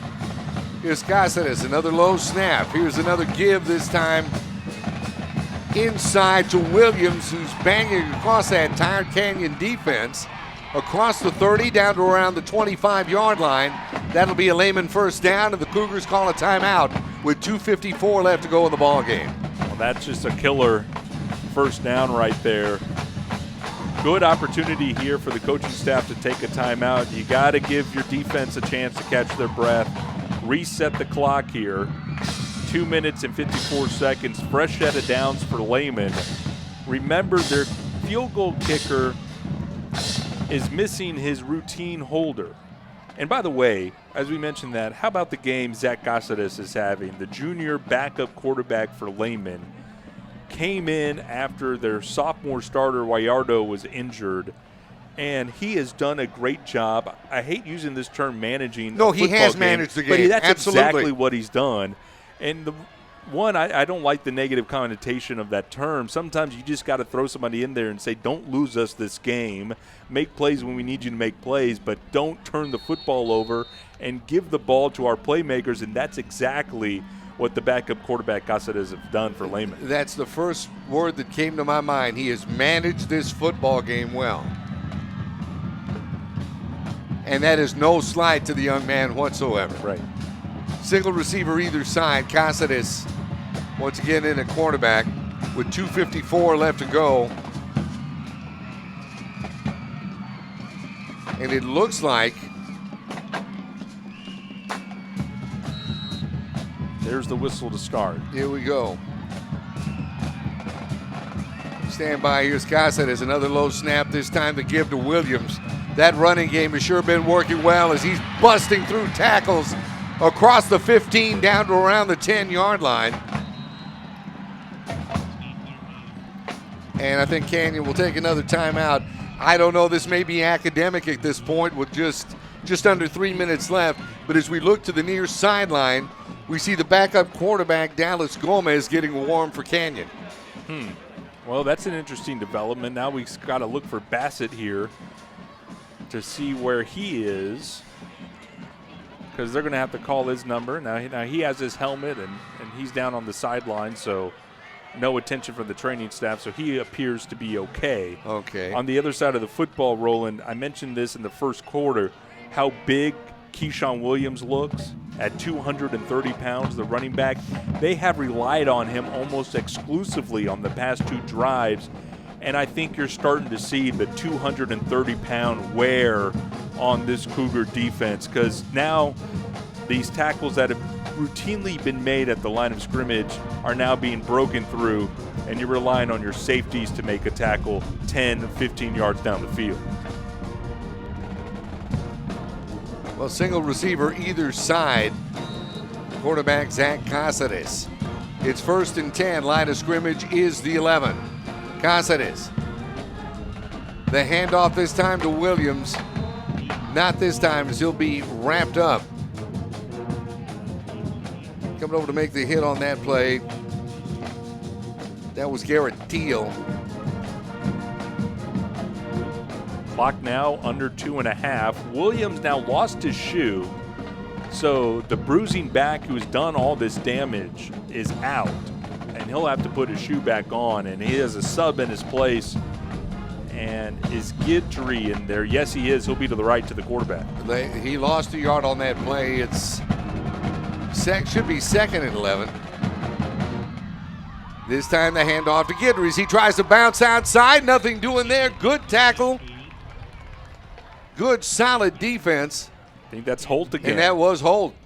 Making a play when they needed him to make a play. Now 150 left. Play clock down to 30, so it'll be about 1:15 by the time this play gets snapped, as Lehman is already back to the line.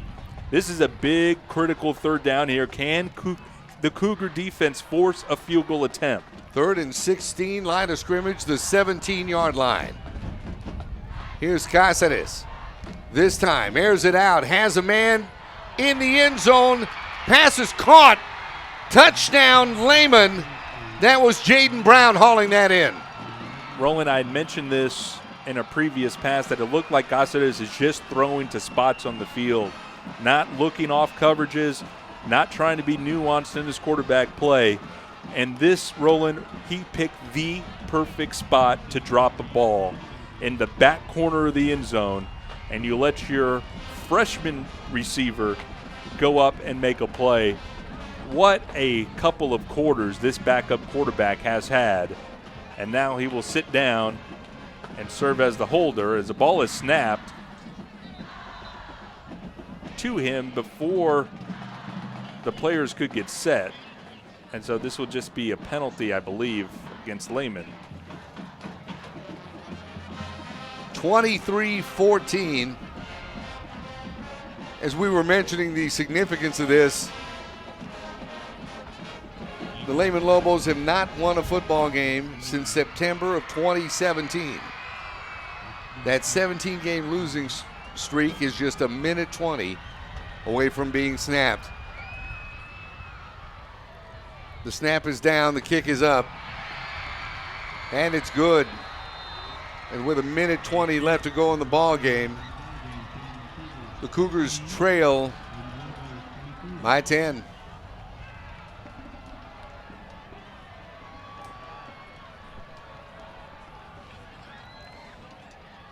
Well, first night jitters, first night lessons. Yeah, I'd say so. I'd You say so. know, and as we mentioned, and it's no excuse here. It's just a fact. That's a young Cougar defense out there on the field. Well, and a tired one at that too. When you look at the past couple of drives, I mean, I'm just looking at the chart right now in this half. Offensively for Canyon, a 4-play drive that ended in an interception, a 3-and-out punt, a 3-and-out punt. The only sustained drive by this offense was a 7-yard drive that ended in a 34-yard missed field goal. And when you couple that with some of the other drives that Lehman had, I mean, there was an 11-play drive for Lehman that ended in a punt, a 6-yard drive that ended in a touchdown, and here you had a defense that was out, forced a 3-and-out punt, only to have the fumble occurred on the punt. So you feel like, hey, we just got off the field, we did our job. Oh, no, we have to go back out there again. And more than being a young defense, Roland, I just think it was a tired Canyon defense. Well, it's you chalk one up to learning. Here's a return. Nice return. As he takes it out across midfield and into Lehman territory, where it'll be run out of bounds at about the 45-yard line. And on the return, I believe that was Williford. And Duckett, the kicker, making the tackle, and he lost his helmet and his little woozy waking it. Well, we do have a change of quarterback for the Canyon Cougars, as right now it looks like coming into the ball game, Dallas Gomez, junior quarterback. He'll have two receivers to the far side, trips to the near side on a first down. Pass complete across the 40, across the 30. Goes the receiver. That was Savion Jarrett. That'll move the chains with 1:10 left to go in the ball game. Deeper into Lehman territory. Nice, comfortable pass for a new quarterback. Just finding your your running back who's placed into the slot. 3 receivers near side. Here's a pass. This one complete to Garcia. And they're saying that he was already down. The ground couldn't cause a fumble, so Garcia takes it in at the 18-yard line. Canyon will have another first down. And an injured Lobo here at the 20-yard line.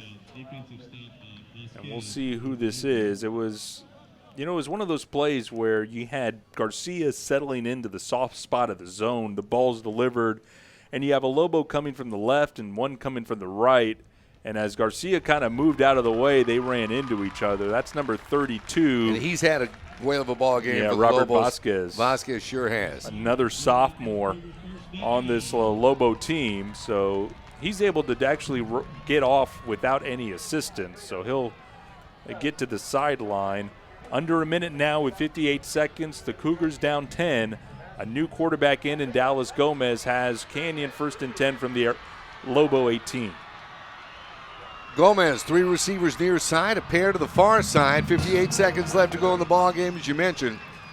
Gomez checking signals with the sideline.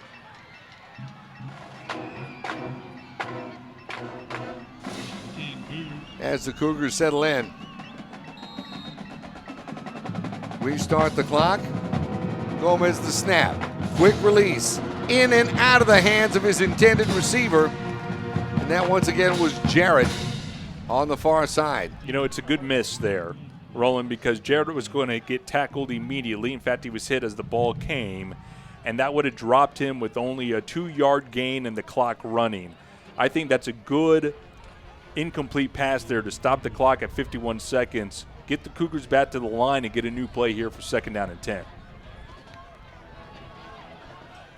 Jarrett lines up in the slot on the far side on this 2nd and 10. Here's Gomez. Here's a snap. Feeling pressure. Gomez runs out of trouble. Gomez sacked. Ball on the ground. I believe the Cougars have recovered. No indication from the officials yet. Yeah, Matthew Leal, the center, jumped on it for Canyon, but the clock is continuing to roll now to about 30 seconds. Trips near side. Two receivers far side. Gomez takes the snap. Gomez feels pressure. Gomez unloads. Has Garcia at the 2. And out of bounds. Just ran out of real estate. The route put Garcia right in front of the pylon. Makes a catch. Makes sure he has a foot inbounds. Drags it for effect. And it's 1st and goal, Canyon at the 2. Great presence of mind by Garcia to make sure both feet were in.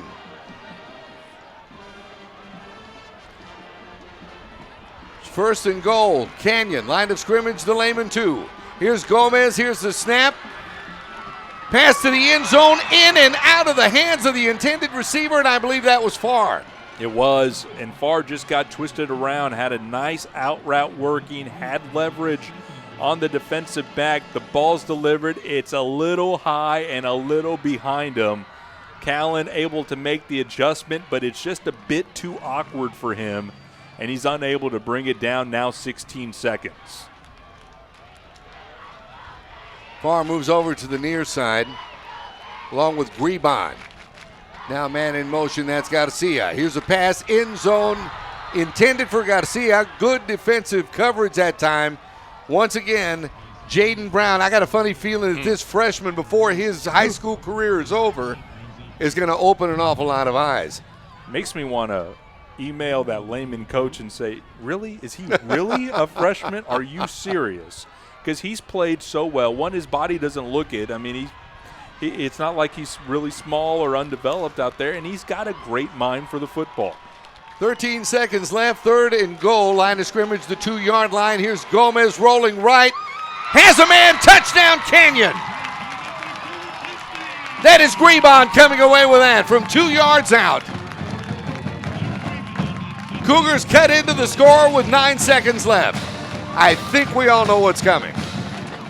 Well, in the weeks coming, I wonder what Coach Lepsis and this offense has in mind, or how to incorporate Dallas Gomez a little bit more into this offense without taking away the effectiveness that Michael Bassett had today. The kick is up and good. Extra point good. We've got 9 ticks of the clock left, and the Cougars have cut it to 3. It's Lehman 24, Canyon 21. The ensuing onside kick on the way. We'll leave it right here.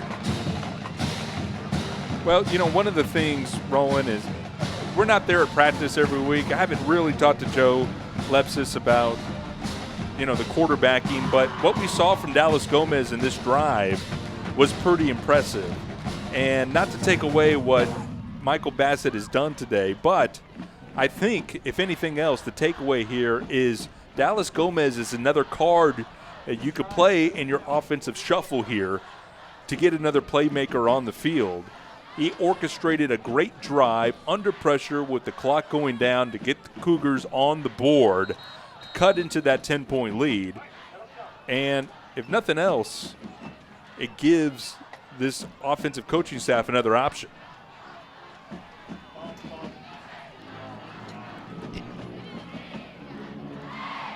It has to say a lot for a young man to come in off the bench, hasn't played, you know, with a little over a minute left, and engineer a touchdown drive and look confident in the process. Have you ever seen a high school football game, Roland, where 2 backup quarterbacks have come in, and dare I say the level of play on the offense actually ticked up a little bit? Well, it certainly has. I mean, and here again, I think the coaching staffs, in a way, are still trying to get their bearings. Sure. Is this the route we're going to go? Do we want to try maybe this route? So I think maybe some questions, if questions certainly weren't answered this evening, some more questions were posed to both head coaches, Coach Salmon for Lehman, and of course, Coach Lepsis here for Canyon. Well, I just think it's such a good feeling if you're a coach on either side to feel, all right, if we have a injury, something were to happen, we have another option, and we don't feel like the offense takes that much of a step back. I can tell you there's a lot of coaches right now in the state of Texas, if they lose their starting quarterback, they're in a world of trouble. And What we've seen from this Lehman squad, what we saw from Dallas Gomez on that drive for Canyon, doesn't seem to be the case for these two programs in front of us. But here we go, the all-important onside kick. Welsh has the ball teed up. Interesting, he's kicking it to the far side, the Lehman sideline. And here we go with 9 seconds left in the ball game. Welsh puts his foot into this one. Ball's loose. There's a scramble. Was the ball touched before the 50-yard line is going to be the question. The referee took out a flag, and he did not throw it, but it appears Lehman, I think, recovered it. Yes. And the Lehman sideline is elated. Nathan Horn, the senior at the bottom of the pile, came up with it. Looked to me like it was loose, and it was just going to be a scrum and find out who's going to get it. It looked like Canyon had a shot, Roland, and it just didn't happen for them.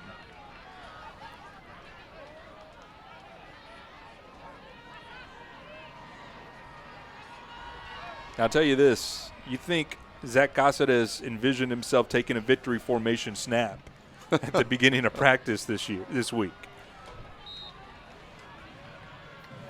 It hadn't happened for Lehman since September 14th, 2017. There's the snap. There's the knee. 4, 3, 2. And it's jubilation on the Lehman side of the football field. For Canyon, good warm-up to the 2019 season. Goes with the old saying, on any given night, and this was one of those given nights. Cougars drop game 1 of the 2019 football season by a final score of 24-21 to the Lehman Lobos. Well, Roland, the great thing about high school football is the real stuff doesn't get going until district starts. And there's a lot of good things. In fact, you want to try to pick a player of the game on the offensive, defensive side. There's a lot of people that you can put forward for the Canyon Cougars right now that played awesome games. There's some learning opportunities there. Keep in mind the goal for Coach Lepsis is not to go 10-0 in this season. The goal is to compete for district and to make a playoff spot. Those goals are still intact. Absolutely. Even though you've dropped the opener. It's the beauty of high school football. Learning opportunities available on the way. Plenty to choose from in tomorrow's film session. But as this Cougar team looks forward to Eastview next week, they're going to have a lot of work ahead of them.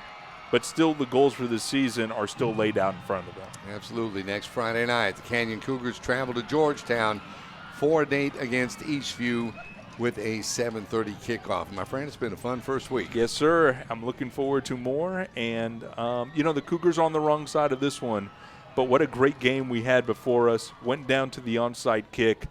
I don't think there's too much more you could ask for in a football game, and we got it tonight. So thank you for the young student athletes here who put it all on the line for our amusement. I thank you for that. They fall short, but we will steam ahead in the 2019 season. Absolutely. So once again, our final score from New Braunfels. Canyon Cougars fall in the season opener to Lehman by a final score of 24-21. From my partner Ben Campos, I'm Roland J. Reese. Until next time, so long, everybody.